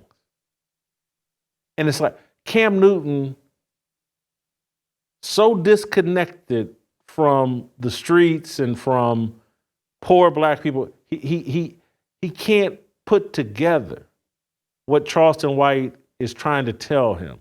That, hey, I run my mouth this way because I'm respected everywhere in the Black poor community. I'm not afraid. And again, he doesn't think he's bulletproof, but it's like, no, man, I don't have to stick to a script because at 14 years old and the things I did to survive incarceration and my intellect put me in a leadership position where there are guys that follow me, that believe in the things that I believe in, that have seen young people violated and put in a corrupt system and in a corrupt culture that sentences them to destruction. And we're going to try to do something about it. That's the vibe. When I watch this whole 3 hours, that's the vibe I came away with like, oh, this guy is serious. And he's backed by some people that are serious. And if you understand American history and the group of alleged criminals that left England because they didn't like elites and they wanted to create a better system and they wanted the freedom to say whatever they wanted, believe whatever they wanted, that they didn't want to, they thought the church, the Catholic Church, what was corrupt. And so, you know what? I'm going to take my swashbuckling rear end over here to this new land, and I'm going to conquer it and create me a little paradise over here where freedom reigns supreme. And eventually my ancestors or the seeds that I create, they're going to write up a constitution and do a Bill of Rights and write a Declaration of Independence that makes sure that the common man has a voice and some authority and some power to seek out his destiny without the elites controlling his or her level of success. And so I don't, and we'll see, because again, I don't know much about Charleston White other than what I've seen. Who knows? The FBI may come out and you know, maybe Charleston White's dealing crack cocaine all over America. I don't know. But I'm saying, again, you guys may find it hard to grasp, but his mentality and his approach is very similar to the people that founded this country. And that has me hopeful, because if Charleston White and his group and working class and poor black people adopt the mentality that he's talking about, that like, hey, my free speech, I value it. My freedom, I value it, and I'm willing to die for it. If that group connects with that MAGA group and them people that's sitting in political prisoners of January 6th, we could actually save this country and accomplish things. And people like Charleston White is saying, look, man, I got my demons. I still like strippers and strip clubs and all, but this immorality that we've let loose on children cannot be tolerated. I respect that. Mr. White, Black Donald Trump, Malcolm X rated. I respect that. Hope to have Charleston on the show at some point. And tomorrow, we'll have hopefully some of our contributors, and I hope they'll watch the Cam Newton interview, hopefully watch my reaction to it, and we'll continue this conversation tomorrow. Came like a fighter, striking like a ladder, making all these moves for freedom. I want freedom. No negotiation, my sister, no relation. We all just wanna have freedom. Sitting on the corner, never been alone. I'm breaking my back for freedom. Blessed, we are living, get back. We are receiving, no deceiving. We all wanna be free. We want freedom. I wanna be. I wanna be. I wanna be.